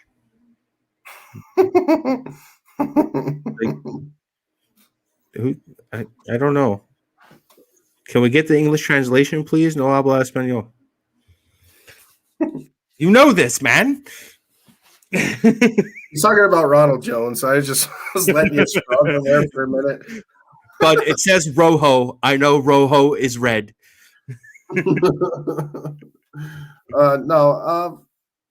Yeah, I definitely see them Spanglish. Yes. I definitely see them keeping Ronald no matter what the situation is there. He was just too good of an asset in the regular season to not keep Ronald going forward. Yeah, I mean, Fournette's good, Jones is good, but I really want to see him. I want to see him draft a guy. I want to see him get a guy with no miles on him. I mean, let's be honest. It's pretty easy to see how a good running back takes pressure away from your quarterback. And I always use the Ryan Tannehill example. When he had Jay Ajayi running like a madman down there in Miami, Tannehill had a great year. All of a sudden, Ajayi's gone. Tannehill looks like a fool. Tannehill goes to Tennessee, gets a man like Derrick Henry, and here we go. Tannehill's a top 5. Well, yeah, Fournette wants to play for all 3 Florida teams. We already covered this. You don't have to pay income tax in Florida. Who wouldn't want to sign a big money contract in Florida? I think Gurley's just on the back end of his career. I think he's just kind of done, honestly. Yeah, he's toast. Hey, let's be honest. You probably only get 5 good years out of a running back, maybe 6, unless they're a super stud like Peterson. Yeah, Lynch. I miss Marshawn. Yeah, but even the end of his career was kind of sad. What, that he didn't get the ball on the 1-yard line? Is that where we're going here? Is that that's the sad not part? That's not where I was going. I was going to Right, go. well, you know what? You got me on defense mode here. Every time Going we to say Oakland, even remotely close to this, I feel like I can feel it coming. Nope, going to Oakland. Not really doing much for his hometown team. Going back to Seattle. Going back to Seattle and not really doing much. I mean, it was a sad end to a bright career. Yeah, I don't disagree with that. Not everybody's Marcus Allen. But if you want to talk about throwing the ball on the 1-yard line, Myles Gaskin, he played well, but he's not – I don't think he's a superstar. It's just like that Bowden played well last year too after getting cut from the Raiders, but I think he's serviceable, but I don't think he's your first string starter. Whoa, that's a long one. I think this is in response to Dallas. All right, I'll take this. There are a lot of question marks when it comes to Dallas this upcoming year. The coaching was my biggest thing. I'm glad they addressed that immediately after the season was over. If Dak wants that money, he's going to have to be better than Dalton. Let's not forget, although they weren't winning games, Dak had the best season going at the quarterback position until he got hurt. And before I finished that, no, he did not. He just had the most yards. Even where am I at? Even had the most yards 2 weeks. 2 weeks after his injury. I'm hoping they get their shit together this upcoming season. And, being a guy that watches a lot of Dallas Cowboy football, I agree. And I think that a lot of people don't like the Dan Quinn decision. And I do. I absolutely love the Dan Quinn decision. I think you need a guy that's going to bring back a base type of defense. You need that. And I think that he's going to do wonders for that football team going forward. When it comes to when it comes to Dak Prescott, though, you look at that offense, and the start of their season should have been a lot better. And a lot of it was their offense putting their defense in horrible situations, like with Ezekiel Elliott fumbling the ball. Dak Prescott turning over the football in very key spots early in the football game to get them down. The fact that they were down 41-14 to the Cleveland Browns and how far down they were to Atlanta, that wasn't necessarily all on the defense. A lot of that had to do with the offense just not getting going and just hurting the defense over and over again. I wasn't necessarily sold on Dak's performance this year. Pre-injury, still sad about it. I'm going to keep going back to it until we actually see what happens, because it's the Dallas Cowboys and it's America's team. Everybody talks about them, including us. And obviously our jerseys don't have stars on them. So it's definitely something that's interesting. Miami should give up a third-round pick for Zeke.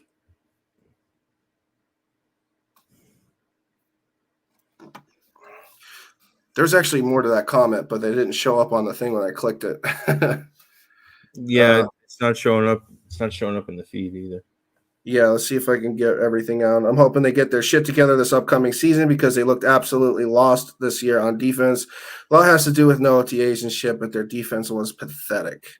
It was pathetic for the first half, though. You have to agree, they did play a lot better. Listen, I can't watch my mouth. It's all the way down here. All right. But I feel a lot of the things that you're saying.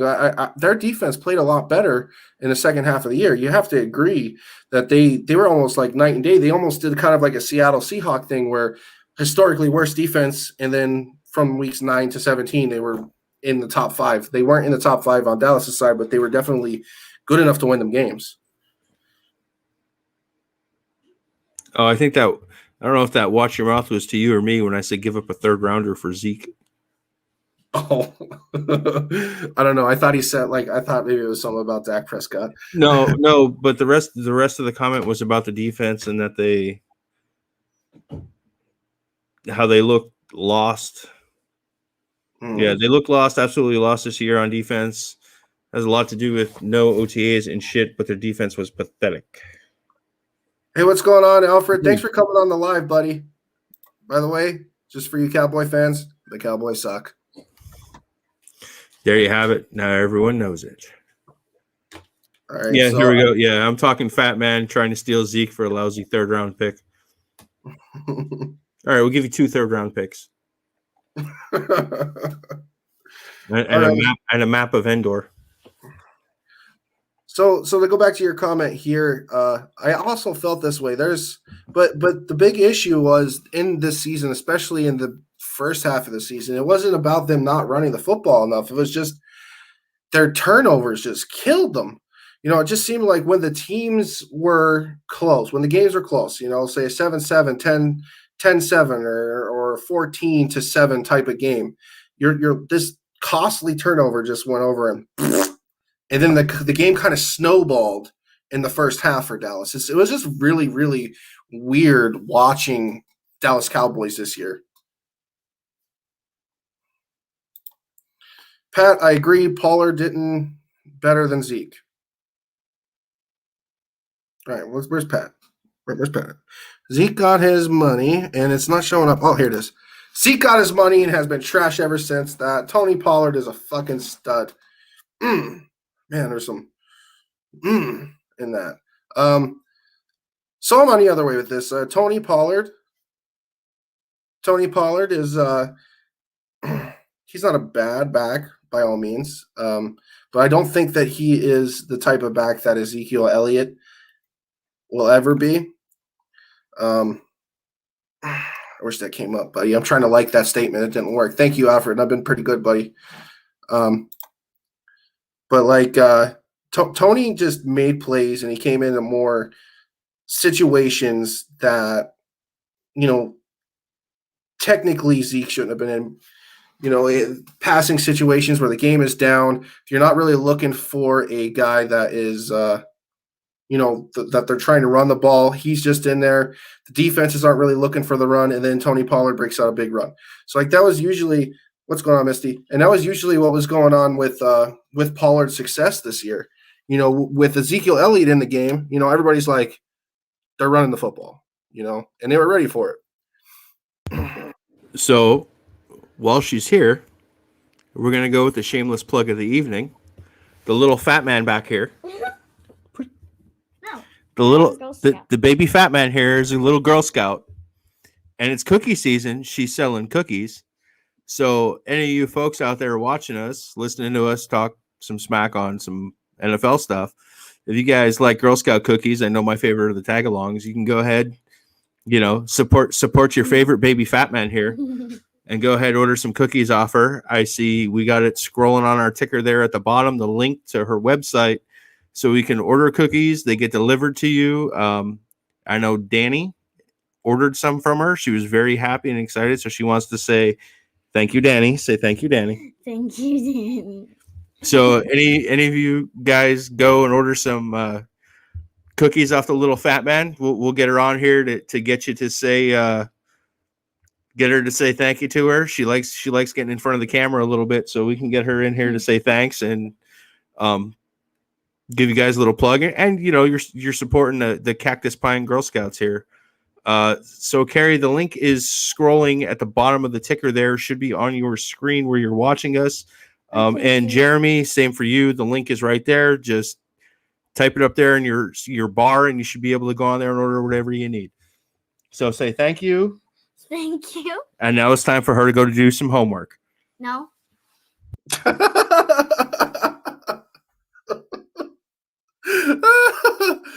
Can't help it, folks. She's just like her dad. Oh, man, that's amazing. Lady in the chair, can you post a link in the chat for us, please, for the cookies?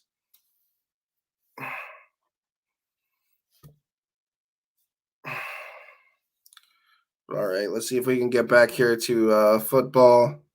We kind of got a little interrupted. The Girl Scout stole the show. Hey man, she's cute. What can I say? She looks like her mom. Thank Most of our God. favorites, so that's all that matters to me.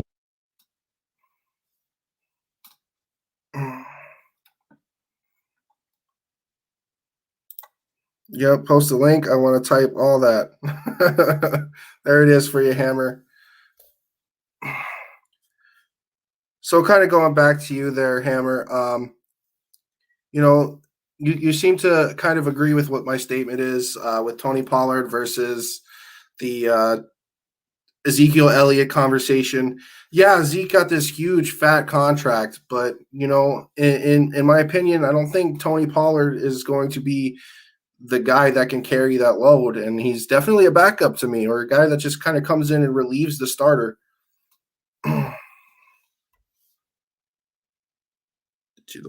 Girl Scouts. You got sound there, Fat Man? Yeah, I have sound. I'm sorry. I was trying to get the Girl Scout to exit the building. The Girl Scout has left the building. So what sound do I need here? No, I hear you. We're good now. Okay. Yeah, I had muted the mic so I could talk to her. Yeah, I wasn't sure if you remembered to unmute it. So, Girl Scout cookies are greater Misty than went ahead. I agree. Girl Scout cookies are greater than football. They call me the Fat Man for a reason. So having these suckers in my garage, please buy them because I'm about to go out there and crush a case of tag-alongs. Not a box, a case. Not a box, a case. Ooh, I like this one. It's a loaded question. Who deserves more credit on the dynasty years for New England, Bill Belichick or Tom Brady? Go ahead, Dolphin fan. So before this season, I would have said Bill Belichick. Knowing what we know now, probably gonna go with Brady. But let's be honest, half of New England's players followed Brady. half his players followed Brady. Well, at least Gronk retired. At least Gronk and Brown. I mean, Gronk retired and came back. Brown doesn't even count, man. He was booted off. All right, so here's the thing. I know that Tampa Bay is in the Super Bowl this year. Let's be real with ourselves. They have one of the best rosters in the NFL with the greatest quarterback of all time. They have a good defense on all three levels. Their wide receiving core is absolutely amazing. Lots of speed, deep threats. That Scott kid, he's a quick wide receiver. I mean, that roster is just really, really good. I mean, it was just a matter of time before Brady got the offense down and clicking. It was just a matter of time. When it comes back to the argument, Belichick versus Brady, who is the bigger factor in the dynasty? And I'm just going to say that it was a little bit of both. And I don't, there was years, especially in Brady's early years, right? His early years. We're talking his first 7 years before 2007. Tom Brady wasn't really lighting the league on fire statistically. They had a great defense. They had a good special teams. Obviously they didn't have great wide receivers, and Brady made a lot of key game-winning drives to win the games. Cool, fantastic. We know. That's why I said it's a little bit of both. But those defenses carried those teams. So I'm going to say it's a little bit of both. That's just me. So I think Belichick taught Brady how to cheat to win. Pulled the Eddie Guerrero. But I don't know how much, because anytime you talk about Belichick or you hear anybody talk about Belichick, or at least the experts, not us bums with a computer, they talk about how Belichick is this great defensive coach and defensive mind. And I know he was a defensive coordinator. He spent so I'm not sure how much involvement he had with the offense. I think he was just kind of the guy keeping, the guy with his thumb on the pulse. I don't know how much running the offense he actually did. Because we've seen, I'd love to say, we've seen lots of coaches come out of New England and be bums, but I think we all know that. The exception of Flores, he seems to be the only one that's semi-successful. I know years ago it was Romeo Cornell, and he didn't really do too much. Does Vabral count? No. All right. He wasn't a coach for New England. He played. He was there, but Teddy Bruschi was there too. Is that why Teddy Bruschi is a good commentator on ESPN? No. Coaching, maybe he picks something up, you weirdo. Look at Matt Patricia. Bruschi's ears and be like, "Hey, this is what you say to the media." Yeah. Look at Matt Patricia. How'd he do in Detroit? There's been other Belichick disciples that went on to be trash. Josh McDaniels, when he went to Denver and experimented, then came crawling back to New England. Then you had God, I can't think of his name, Bill O'Brien. You know, he came through that New England tree at some point. Absolute asshat right there. Learned how to trade away a top 5 wide receiver for a chicken sandwich. If he was still there, I wonder if he'd give Watson up for the fries with that sandwich. I like how Bruce lets Brady call his own plays. And the best part of this, that's another one. We can go after that. That's a good one. All right, so the best part of this is they kind of really didn't have that going up until the bye week. Once the bye week came and they had that 2 weeks of prep, that's when Bruce Arians was like, here, Brady, here you go, buddy. And now we see, this.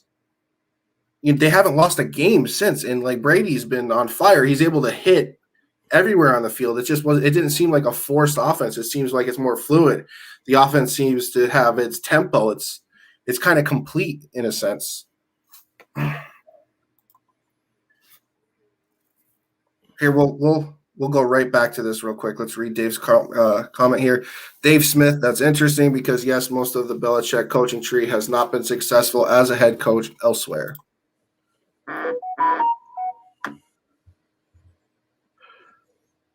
Okay, so Rudy wants to know a little what if segment here. We like to play games on the show. What if Peyton Manning was a Patriot? Same success as Brady or better than Brady? No,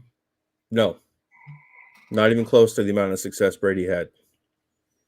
And this is why I say this. Fuck, it hurts me to say it.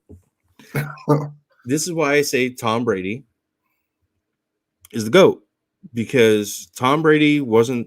And I feel like I say this every time. Tom Brady wasn't that 5-star recruit coming out of high school. Tom Brady wasn't that top 5 draft pick. He wasn't, his senior year in college, he was splitting snaps. Picked in the 7th round. The guy's just a hard worker. And the guy sees things differently. Now, look, Peyton's great, and I love Peyton Manning. I love me. That's where the Omaha comes from. But pre-snap and all that stuff, Peyton was great. But what I think the big separating factor is, I think Brady was better at elevating talent. And the one player that I could think of that they both had was Wes Welker. Now, granted, Wes Welker was a little bit older by the time he got around with Peyton. But Welker was pretty successful up there in New England with Brady, and then he went over to Denver to play with Peyton, and it wasn't quite the same. He wasn't the same guy. Well, that's got to hit the road, fellas. Work in the morning, be good and stay beautiful. Y'all need FATMAN and Hawk shirts, and I got to go order Girl Scout cookies. Good night, all. Yeah. Thank you, Hammer, for being here with us. Get them cookies. We may work on shirts a little later. But I think Brady did a better job of elevating the guys around him. He never really had that top 5 receiver outside of the year. He had Randy Moss, and we've seen what he did with Randy Moss. But when you think of Peyton Manning, he always had, the Marvin Harrisons, the T.Y. Hiltons, the Demaryius Thomases, the Julius Thomases. I don't know if I could see him number 10, Emmanuel Sanders. So I think Edgerrin James at running back. I think Peyton always had good players around him. I just think Brady was better at elevating the players around him. He lifts the whole building up. The guy knows who the freaking, the landscapers are. He knows everybody in the building. Go ahead, Hawk. All right, so my take on this is very similar to what his is Peyton was just masterful at reading defenses and everything that needed to be done pre-snap. It was very, very fun to watch. And in my opinion, he's one of the most fun quarterbacks to watch NFL history, period. But, Tom Brady, there is a time before he got Randy Moss that we all used to be like, who has he had as receiver? And then when he lost Randy Moss, we're like, who has he had at receiver? And that was something that was very, very common for him. And it's very accurate when he says, that Tom Brady elevates the offense. And so I'm not saying that Peyton didn't. Peyton absolutely elevated, excuse me, elevated the offense. No receiver ever did better without Peyton than when he was with Peyton, and that's a fact. I just think that the big thing with the Brady and Manning debate, stop pressuring people, girl in the chair. Anyways, I think the big thing about the debate is, Peyton had the most MVPs of all time. And I think that's like really the thing that is more at jeopardy. Now, I'll say that Brady would get maybe 4 rings with Bill Belichick. But way Belichick's and Kraft, built that team, I don't see them catering to just Peyton Manning. I see them giving him the same shit Brady had, and I'm not so sold that Peyton would have done better with the same weapons that Brady had. So I'm going to say no, but still successful. And don't get it twisted. I love Peyton Manning more than Tom Brady. Dude, that's not even a question. I like Brady. I like what he does. I like what he represents. He's doing something we'll never see ever again in the NFL, I think. But I love Peyton Manning. Peyton Manning, bro. Yeah, it's 2-yard touchdown passes. Who doesn't love that? Omaha. And with a dead nerve in his neck. Yeah. Later on, though, I mean, let's be real. When Peyton was Peyton, like nobody did it better than him. Omaha. But he won a Super Bowl with a dead nerve in his neck. Yeah, the defense carried him, but still. You know what? He deserved it. I don't care what anybody says. Thank you, Denver Broncos. Who loses to the Broncos? Not only giving him a ring, but getting y'all's ass busted against the Seahawks. I remember talking a lot of shit before that game. Oh, my God. Everybody was. Let's see.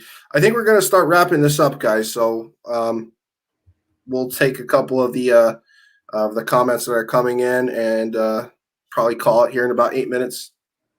Yeah, it's almost time to put the little fat man to bed. That's what she was in here asking about. Yeah. So let's see. So we can get this Spanish segment. What's up, Pat? Yeah. I sent that to Rudy, trying to get him to join. I'd love to have a Rams fans take on the Stafford trade, but he's being shy. Yeah, anybody who's watching out there, we'd actually like really enjoy if somebody were to come on here with us. We could just talk a little bit of football, go back and forth. If we get multiple guys and we'll kind of have you guys go from we'll talk for a little bit, like 10 minutes, get the other person on 10 minutes. Maybe we can figure something out where all of us are together, something along those lines. But I think it'd be really fun, just to talk football on here.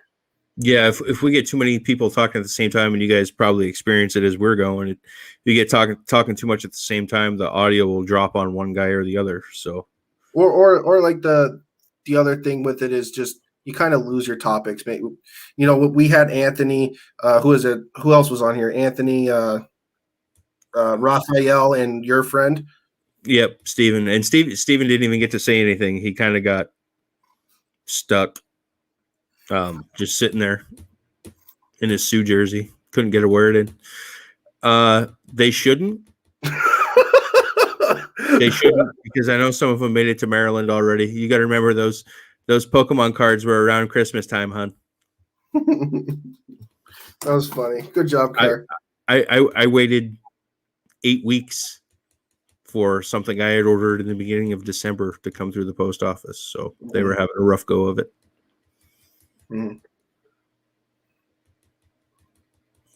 Everyone talk at the same time so no one can hear anyone. Dave Clark, that goes for you too, buddy. If you want to come up on the podcast with us, and we can talk some, specifically about some Cleveland Browns stuff. Yes, Absolutely. On. Dave, please. We enjoy being in your group and coming on, and you always have interesting knowledge and tidbits that you like to give people. We'd love to have you come on and talk to us. Yeah, it'd be great. I think not only are you a good viewer, but I also think that you got a good football mind. It's fun to talk to you. Especially, I think you'd be one of the only Cleveland Browns fans we have in the group. So we'd love to get you in here and get your take on the Browns and the season coming up and how happy you were with this past season. Yeah. All right. The lady in the chair has just been upgraded to producer. Can you go ahead and throw the link in there on Facebook so Dave can click on it and get in here and talk to us, please?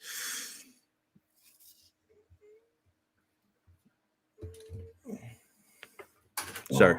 Lady in the chair, technical wizard, just got promoted to producer. There it is.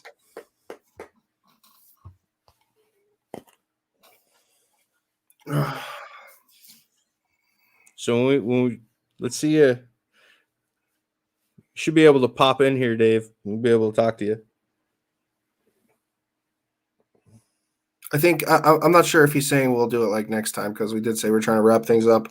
No, that's all right. I can go a little longer if we get somebody in here that wants to talk.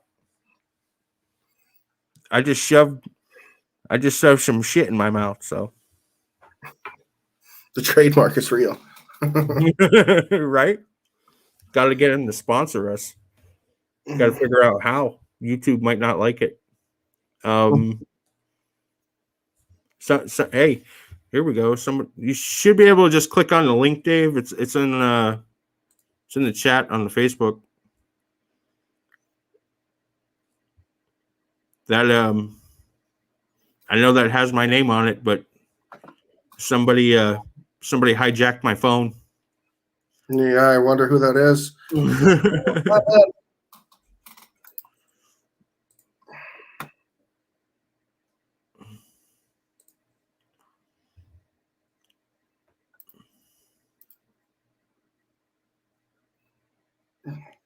Might have to go to no overlays if he comes on. Maybe. Yeah, so let's just take that off. It looks like the link is here. Let me see. It's about 5 comments above yours, Dave. Maybe I could just send it to him in a direct message. Yeah, there it is again. It's not actually showing up as a link. Really? Yeah. All right, so I guess we're having technical difficulties. What else is new? It worked last time. Yeah.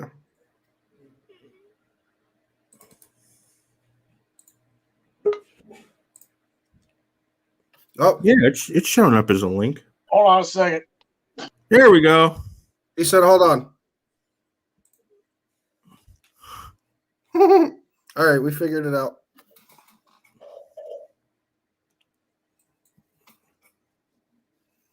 Okay, says, yeah, it don't work, but we got him.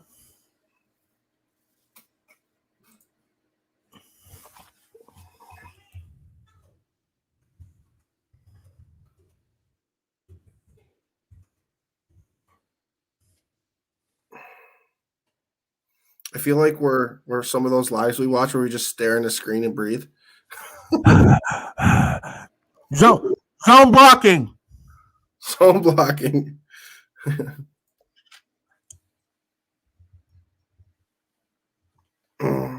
I think we could take that bottom thing off there too. Yep. The Miami off-season wishes. Nobody wants to hear that. Oh no, we're losing viewers, bud. Yeah, we're down to 4. Uh-oh, we're losing steam.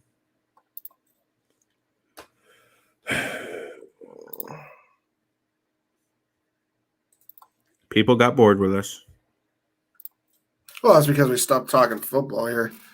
You know, Well, we were plugging Girl Scout. I got a question for you. Who's better, Kareem Hunt or Nick Chubb? Why don't we wait for our Browns expert? Oh, okay. Here it is. Dave, when you're ready, give us a thumbs up, bud. Oops. There we go. What's going on, Dave? For everybody out there that is watching, this is my friend Dave Clark. He runs the infamous Facebook group that I like to talk about, 32 NFL Warzone. If you're not on there, go check it out. It is a great group to be a part of. Thank you. Appreciate it. Yeah. Shout out to everybody in here. Shout out to everybody who supports these groups. Appreciate it. We're going to talk football year round. These groups are not going to get dormant. They're not going to shut down. They're not going to slow down. After the Super Bowl, everyone's going into free agency. We're going to be covering free agency. We're going to be talking scouting combine, individual workouts, interviews, the NFL draft, mini camp, training camp, preseason, and we'll be right back into the regular season again. These groups do not stop in the offseason. It's football year round. We never stop talking about football. Now that's if we get all that good stuff this year. We didn't have a lot of it last year. Well, Cleveland Browns. Okay, John, where do you want me to go with the Cleveland Browns? I could just give you my personal take off the top of my head. If that's what you're interested in. How about you answer my question here? You know I'm a huge Kareem Hunt fan. You know I also like Chubb. We let a little step in, like there's a little fantasy football talk, you know, about possibility of Kareem Hunt being a trade. Who do you think's better? Who do you think's better, Kareem Hunt or Nick Chubb?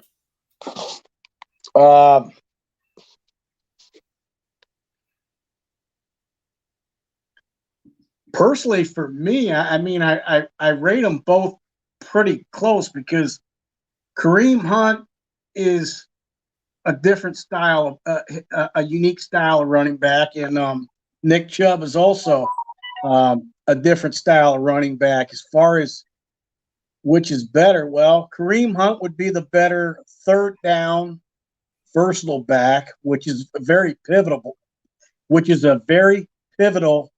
position in Kevin Stefanski's offense. And Nick Chubb would be your bell cow back that Dave Smith wants, that can carry the load and pound it for 20 carries a game. I don't want a running back carrying more than 20 carries per game. The reason I say that, if a running back can start and play 16 games, and if they carry 20 carries a game at the end of the season, that's 320 carries. You're not giving them any more of that. But if you could have Nick Chubb and Kareem Hunt both combined for 35, possibly 40 carries a game, I would love to see that. We've only had that a few games, not many. But which is the better back? Well, I rate them both neck and neck. They're both equal in talent, and they're both keepers on the team. I don't see Kareem Hunt going anywhere. He likes his position here in Cleveland, but he likes that he's been given another chance, another opportunity. Nick Chubb's definitely not going anywhere because he's the type of player you want on and off the field. With his attitude, he's all professional, he's all business. He represents himself and the team well. So Cleveland is very happy with both running backs, and they couldn't think the thought of trading away either one of them. I say they're both equal in talent. One's a bruiser, which would be Nick Chubb, and the other one is a slasher, which would be Kareem Hunt, if that answers your question. I think it's fair. I just go like to what when I look at Kareem Hunt as a whole, I just feel like there's a couple of things that he does better than Chubb. And I already said it already to show earlier. I think he's a better pass blocker than Chubb. He's better at catching the football out of the backfield than Chubb is, and I feel like he's better in open space, so to speak, because his plethora of his talents, like he can do a lot of things. He's shifty. He can hurt. We see the hurdle so many times with him. He loves the hurdle, and he's a powerful back in his own right. So I actually give the. I don't know what happened.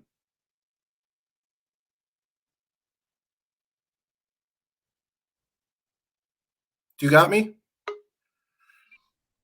Sorry about that. It's okay. So I actually give like the slight edge to Kareem Hunt, but both of them are very, very good backs. I want to know. Yeah, I can go with kind that. of. So, I think I've made it abundantly clear my love for Jarvis Landry. What's your take on Landry? What do you think of him out there in the Browns jersey? Well, before I go with Jarvis Landry, I'd like to add one more thing for Nick Chubb. I don't know if it's realistic, but if it could happen, the franchise rushing record is still held by the great Jim Brown, 1,850 yards. And Kareem Hunt Nick Chubb had about 1,450 in the 2019 season. Yep.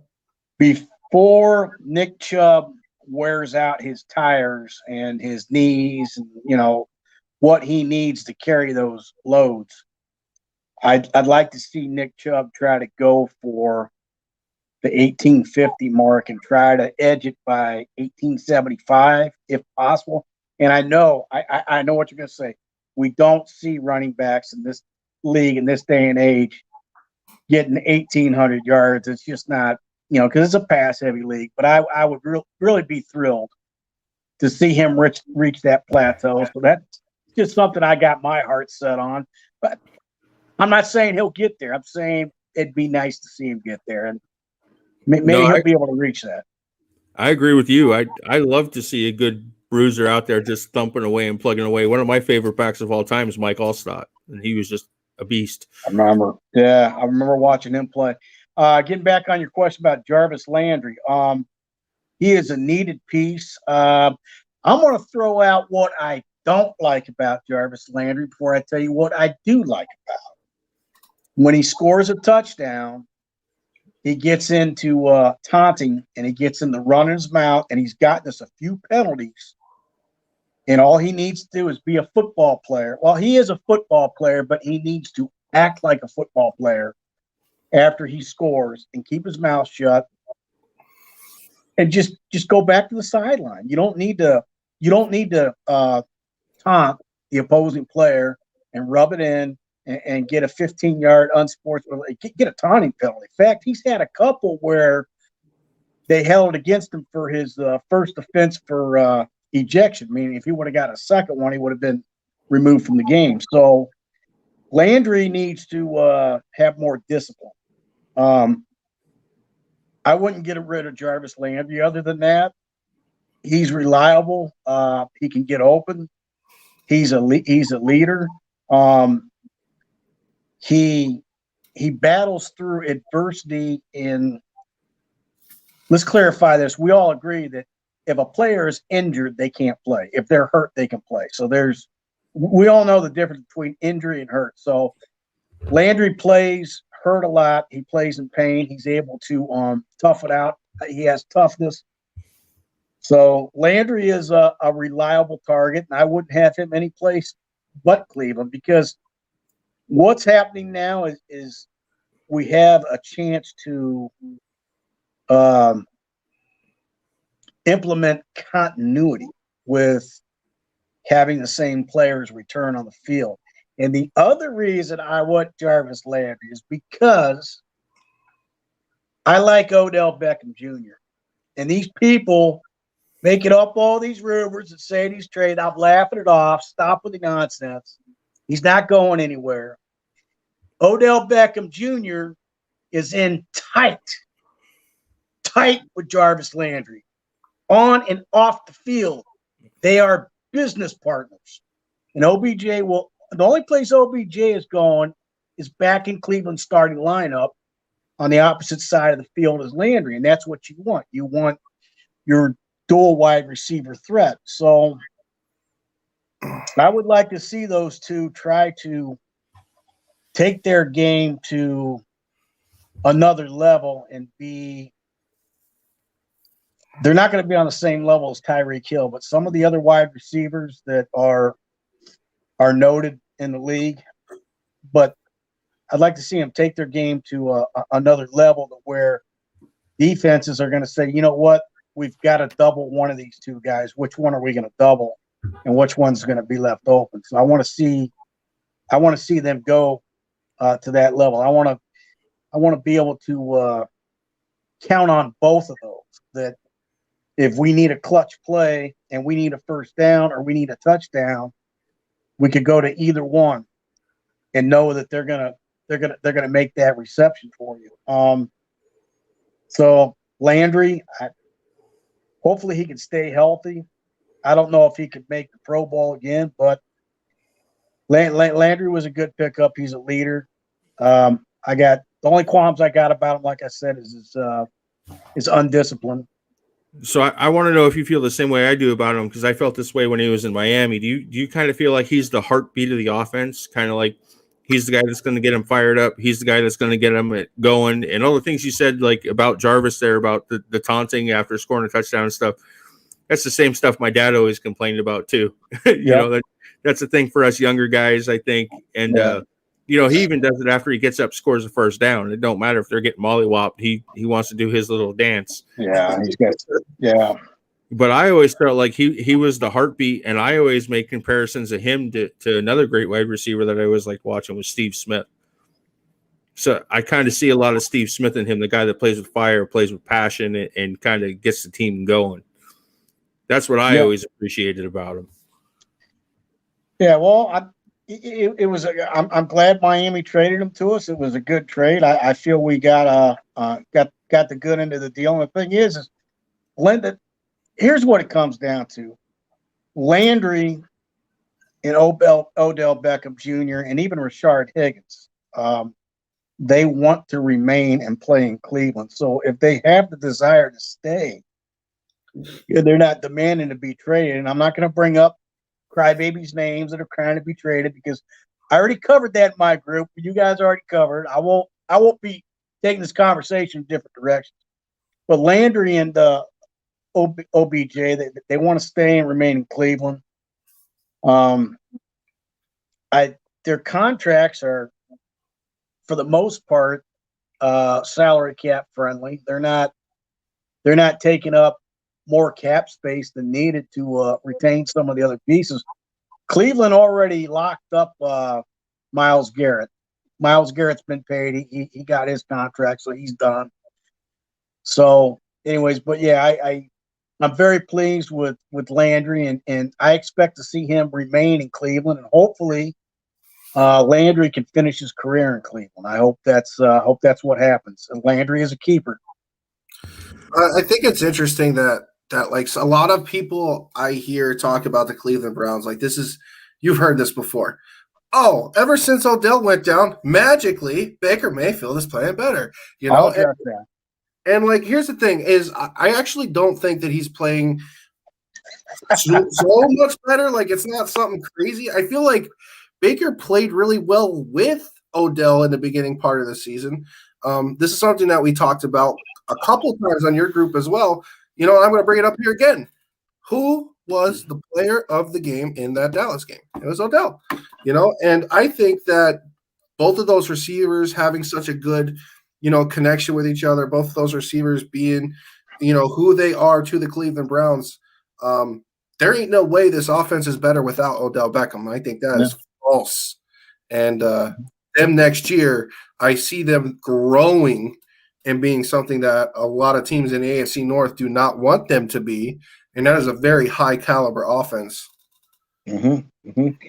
Yeah.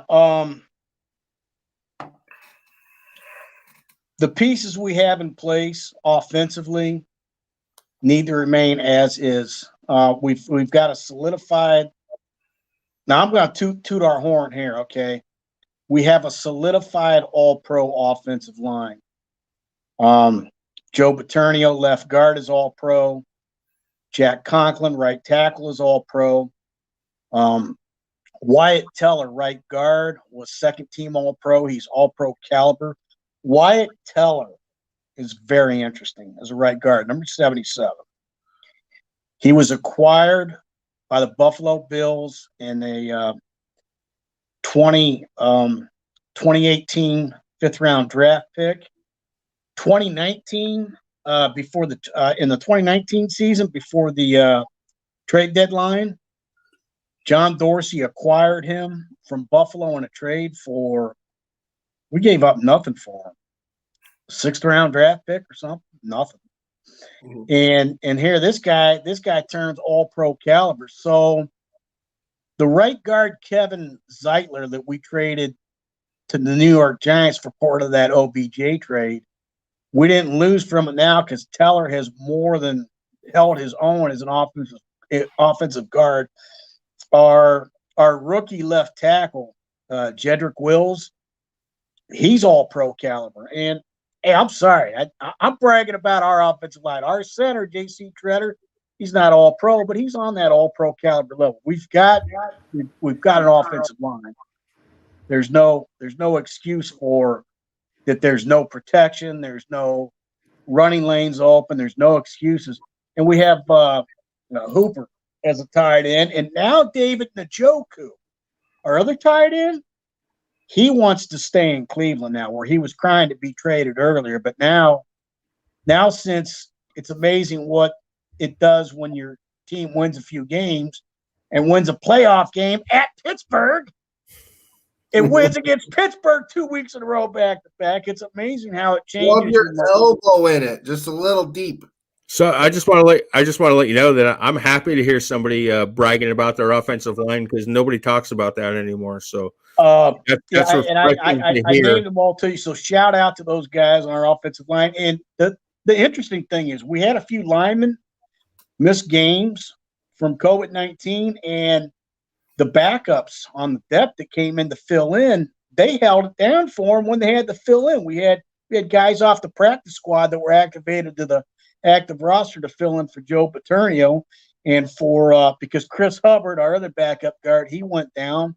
Kendall Lamb went down, and they still managed to come in and hold it down. So I'm very thrilled, very pleased. I seen a story about one of your linemen at the end of the season had to drive up 6 hours, got there right before the game. Yeah, Baker Mayfield and Jarvis didn't even have a chance to introduce themselves to him until after the game, and he played pretty well. So that says a lot about the rest of the guys on that offensive line.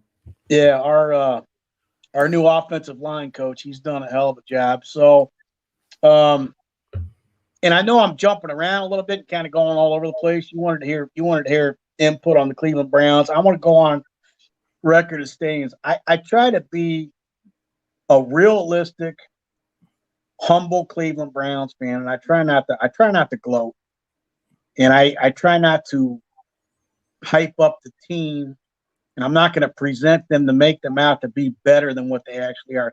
They still have to prove themselves to this league. And the reason I say that is because I've been a Browns fan since 1980. I've been watching them since then. Go back to the days of Brian Sipe and Sam Rutigliano as head coach. The problem is what I've seen over the years based on our franchise history is consistency.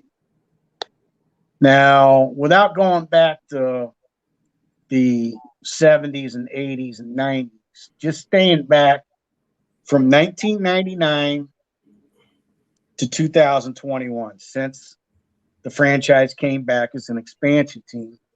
The last winning season prior to this past 2020 season was in 2007. Derek Anderson and Cleveland finished 10-6. Now, during that season, we needed one game. It was week 16. We had to win at Cincinnati, and that would have locked up our 6 seed playoff spot. And we didn't. And Anderson was rattled. He didn't. It was a team loss. I'm not going to put it all on Anderson. I don't want to throw Anderson under the bus, okay? But as a team, we didn't come through that win down there. The following week, we won against San Francisco at home, but it didn't matter because Tennessee beat Indianapolis, and Tennessee earned that number 6 seed spot. So we missed the playoffs. So the following year, the 2008 season, I got all hyped up and happy, saying, hey, you know what?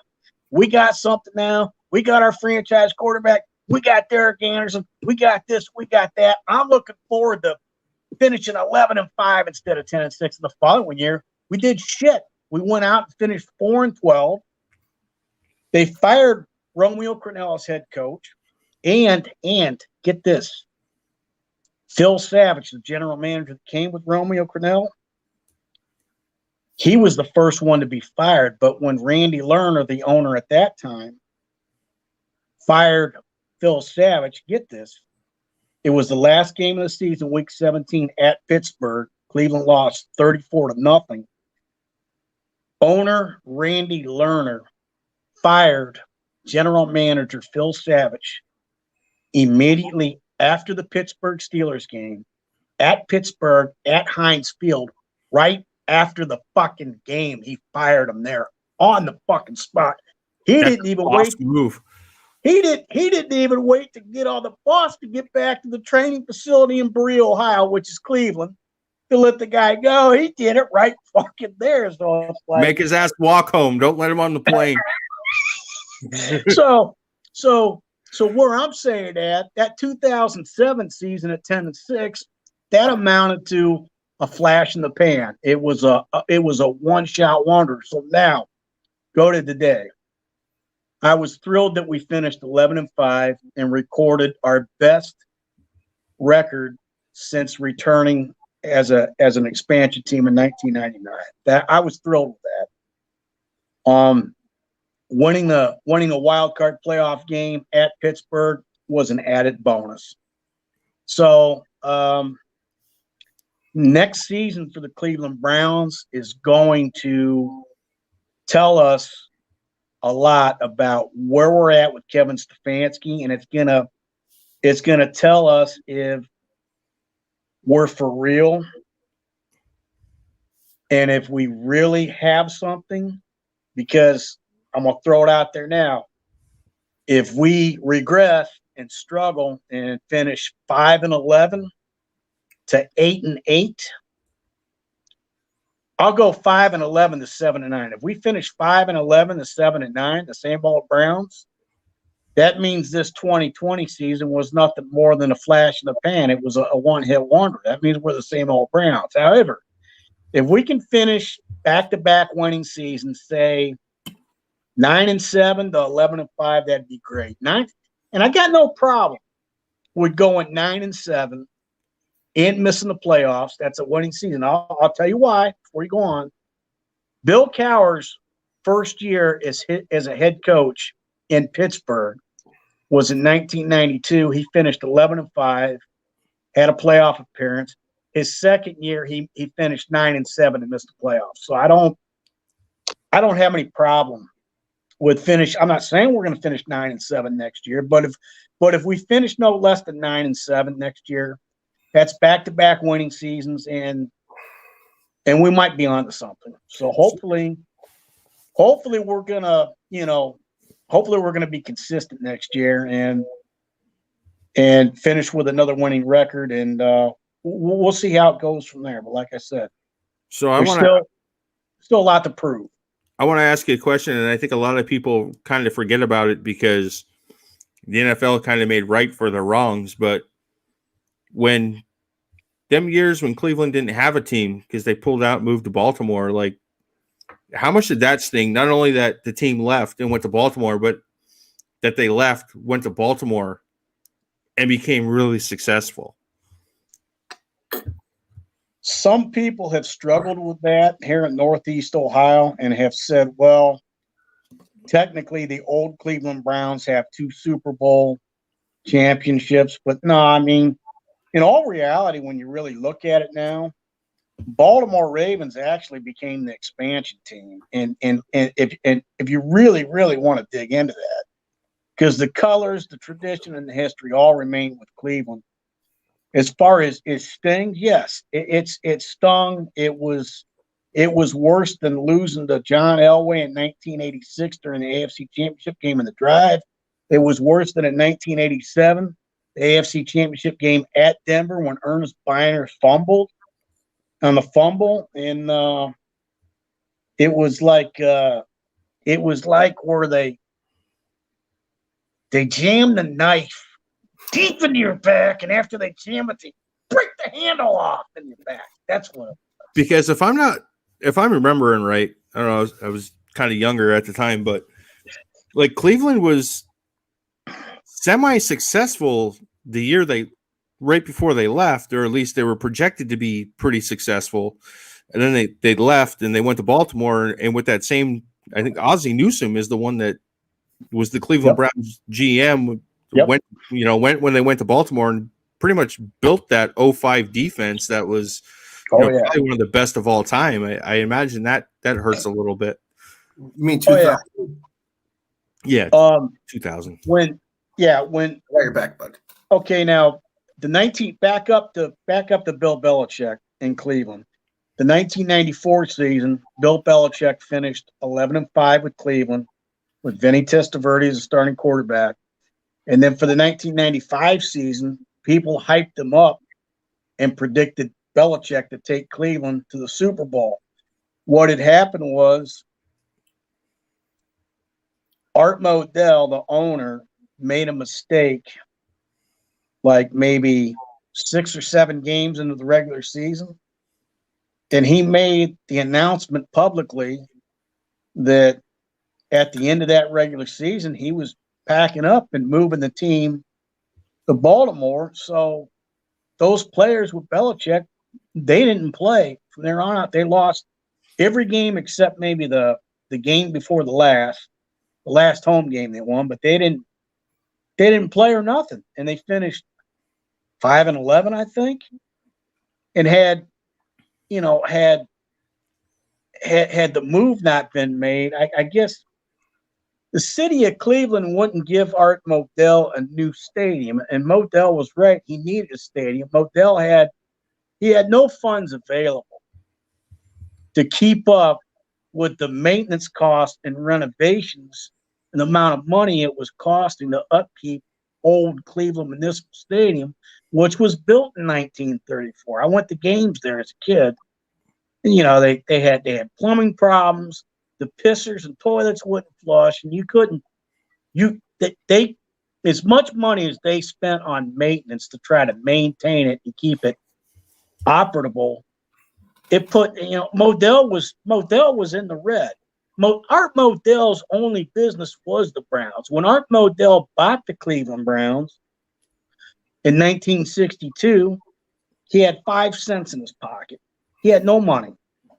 He asked how much they wanted to sell the franchise for. They said $2 million. He said, I'll buy him. Modell went to a buddy of his in the banking business that loaned him, that signed him a loan for $2 million, and that's how he wound up with a team. But Modell spent money on free agents. He provided money, but he was always operating in the red. Mm. So that's a business. You're not making any money. You're in the red. You're losing money. It's all in the numbers. It's like the group, okay? Right. I'm always looking at the number. I'm gonna say I'm always looking at the numbers of the group. And if the numbers are down, it's like, well, okay, this group's not going anywhere. And the Hawk ain't doing the live. That's why the numbers are down. Right. Give it to If the numbers are down, it's like, okay, I got to start providing more fuel for this group, and I want to get the numbers back up, So it's all about crunching the numbers. So, but getting back on Cleveland, Art Modell had a problem with the city of Cleveland and the mayor of Cleveland because Cleveland provided a brand new stadium for the Cleveland Indians, Jacobs Field, and they built at the time, it was called the Gund Arena for the Cleveland Cavaliers, which were right across the street from each other. So Modell said, look, you just provided brand new facilities for your baseball team and your basketball team. Now you're telling me you can't provide a football stadium for the football team. And they said, well, we'll have those funds available for you here in a few more years. And the lease was up, and Modell said, no, I decided to move the team, and it went where it went. Now, half the coaching staff went to Baltimore, and the other half went with Belichick up to New England during that separation time. So I get back to today. I don't want to give Kevin Stefanski props. I'm not gonna put him up there on this. We got this great coach now, because what concerns me, and it's legit what I'm presenting to you here. The only coaches that lasted long term in Cleveland's history was Paul Brown from 1946 to 1962, 16 consecutive seasons and 7 championships, and one undefeated season at 14-0. Back then, when they only played a 12-game schedule and 2 playoff games, I think. After Paul Brown, and we can thank Art Modell for firing Paul Brown. When Art Modell took over ownership in 1962, he hired Blanton Coyer as the head coach. And Blanton Coyer served as head coach for 8 years. After that, the next longest tenure for a Cleveland Browns head coach was Sam Rutigliano for 6.5 years. Belichick was 5 years. Marty Schottenheimer was 4.5 years. And since 1999, the longest tenure was Romeo Crennel at 4 years, Butch Davis at 4 years. So I hope it works out for Stefanski. I hope he's consistent. I hope think for Baker Mayfield's sake, I hope Stefanski keeps, stays there. I don't want to see him go through another head coach in his young career. I hope, I would love to see continuity. I would love to see Stefanski in it for the long run. I would like to say that we have our head coach. I can't tell you guys that we have our head coach. It's been 1 season. We have no idea what kind of results we're going to have next season. I can tell you that my hope is that we found our head coach, and only time will tell. We'll find out within the next few seasons. We'll know after next year and the following year. 3 years now, we'll know. We'll know what kind of coach we have. Well, I think you can look at it as, you had the best offensive line in the league last year. That's not going to change next year. Baker Mayfield's starting to play probably as a top 15 quarterback. That hopefully doesn't change. You got 2 beast running backs with Kareem Hunt, Nick Chubb. That's not going to change. OBJ is most likely going to be back. You still got Jarvis. You got Njoku at tight end, and that I can't. Austin Hooper. That's it. It's escaping me. I just kept thinking of the Falcons. So you're going to, all those guys are still going to be there. So there's no reason why the offense should drop off that much. And then defensively, you still got Garrett. I know Vernon is nursing an Achilles injury, but he should come back from that pretty good. I mean, if Moreno did it in 94, I imagine the surgery is a lot easier nowadays. So I think if Cleveland needs anything, they might need some help on that back end. No, it's all going to be needed on defense. We need linebackers. We still need corners because Denzel Ward is injury prone.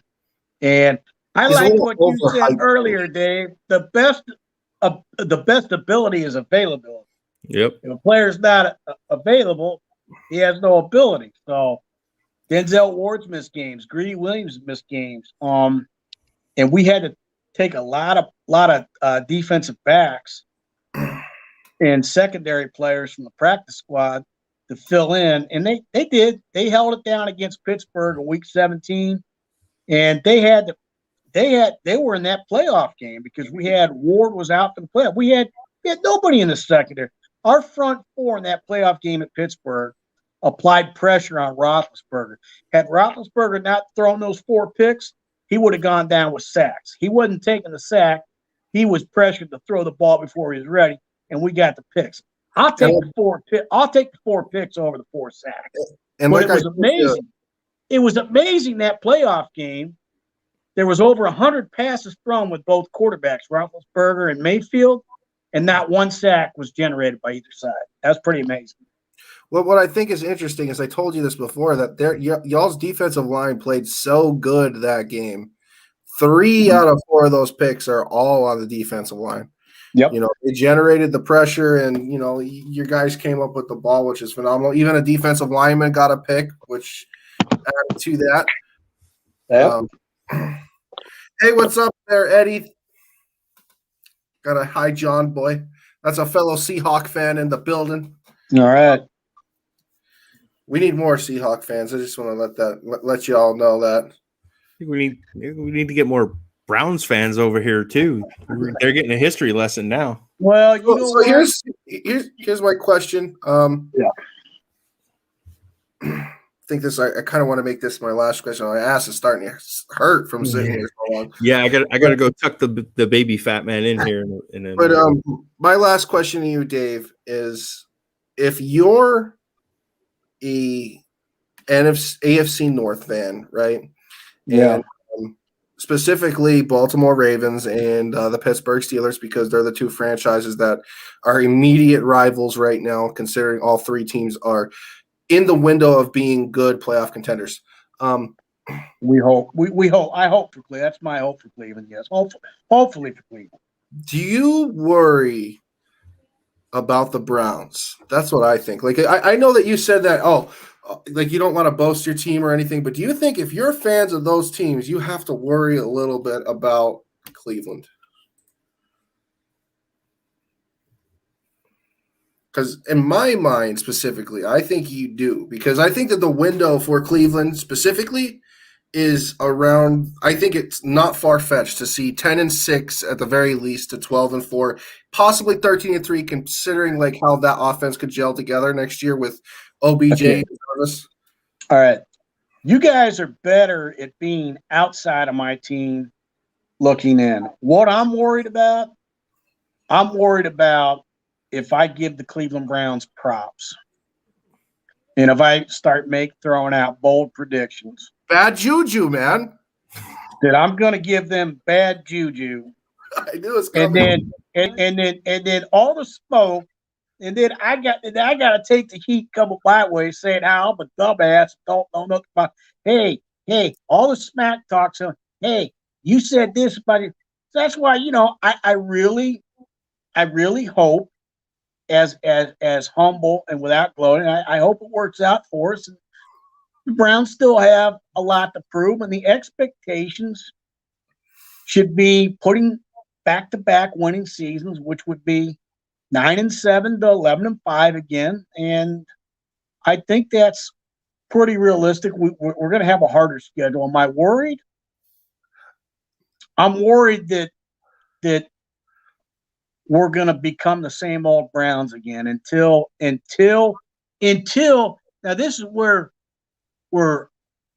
I take football facts and I separate football facts from my own personal inner feelings. And the best way I can answer that to you is in the 1986 season under Bernie Kosar, when Cleveland finished 12-4 and reached the AFC Championship game and hosted an AFC Championship game, had the 1 seed that year. During that season, I actually felt with feelings. I felt the momentum as we won our games. And I felt good about the team. And I had a warm, fuzzy feeling. And I could tell people, hey, my Cleveland Browns are great. And I had that. And until I start to get those feelings within myself, and it's for real, and I'm getting those good vibes and those positive energy, until then, I'm going to tell you that, we've got more to prove, and hopefully things will work out for us. That's about the best way I can answer that. If that makes sense. Best way to avoid it in a roundabout way. That's what I'm going to do. I'm going to not say anything about my Browns. I'm just going to wait and see what happens. I got to tell you something. I met my good buddy over here during the 2013 season of the Seattle Seahawks, and they're like before the season we used to like go back and forth when getting to know each other, talking about football. he asked me how I see Seattle, and I was like, and this is a true fact. This isn't something that I'm making up at all. I told him that I see Seattle going 13-3 and going to the Super Bowl. All right. Obviously, he made fun of me a little bit, and he used to kind of say, "I'm really enjoying listening to this conversation." Thank you, Rudy. A little bit. I made fun of you a little bit. Oh my God, I heard it all year. I heard, especially going to the start of the season, I heard it from this time I started working with him all the way up until then. And once Seattle started racking the wins together, and it started happening, right? And then you had Denver Broncos on the other side with historically the greatest offense of all time. And, that season was amazing to me. We watched the Super Bowl together, heard it for 2 straight weeks about how Peyton Manning was going to bust the Legion of Boom. And that's all she wrote. So before the season, all right, this no-name Seahawk fan goes to this fucking sorry-ass Dolphin fan watching his team not do anything and say, Seattle's going to the Super Bowl and winning, called that shit before the season started. You know what? So what I do now is before the season starts, I say the Seahawks are going to win the Super Bowl and go 13-3. So it can hopefully happen again. All right. So I don't know what Super Bowl you watched, but all I remember is whiskey, more whiskey, a couple shots of moonshine. Oh, dude, and then next thing I know, bam, we're eating cupcakes dipped in hot sauce. You're kidding me. Oh, listen. We had watch the Super Bowl with you. Listen, it was fun because what ended up happening was the hot sauce ended up pouring onto the cupcakes, and at that time we were done, and I was just like, dude, they're ruined, and he's just like, yeah, they are, and I'm just like, screw it. These are actually pretty good. But all right, man. Look, I want to kind of wrap this up. My ass is hurting. I want to get off. I thank you so much for coming up on our show. Thank you so much for what you do. Thanks for having me on, guys. Yeah, we'll see about trying to get this yard stream set up in my group. And I'm not going to promote my group and your group right now, but no, please, by all means, Dave, go ahead. Look. This is we're building a community, man. We want people to talk shit and come together and talk about football. We can't go to bars right now because of COVID. This is the only outlet we have to get people in here and talk shit to each other, and we love it. So go ahead and promote the group and do what you got to do. I had Yard Stream up in my group at one time with a different admin, and we tried it out a few times and it was real great. So, if I can get a laptop computer and get a Geek Squad agent to show me how to plug in the Yard Stream into my group. I mean, I don't like screwing with that. Oh yeah, we had to. That's why we had to recruit somebody to come in and help us with it too. We're kind of technically stupid. Hey, I figured out this run button. Yes, you did. But all right. You, Dave. All right, good night, everybody. I'm gonna leave the podcast. You guys all have fun. Thanks for bringing me on and inviting me on. I enjoyed it. You guys did good. You guys killed it. 2 hours and 45 minutes. It's a long time for us. All right, see you next time. All right, see you, Dave. All right, back to what we were saying. We want to try to get off here. Thank you guys, everybody. All the comments were great. The subject's amazing.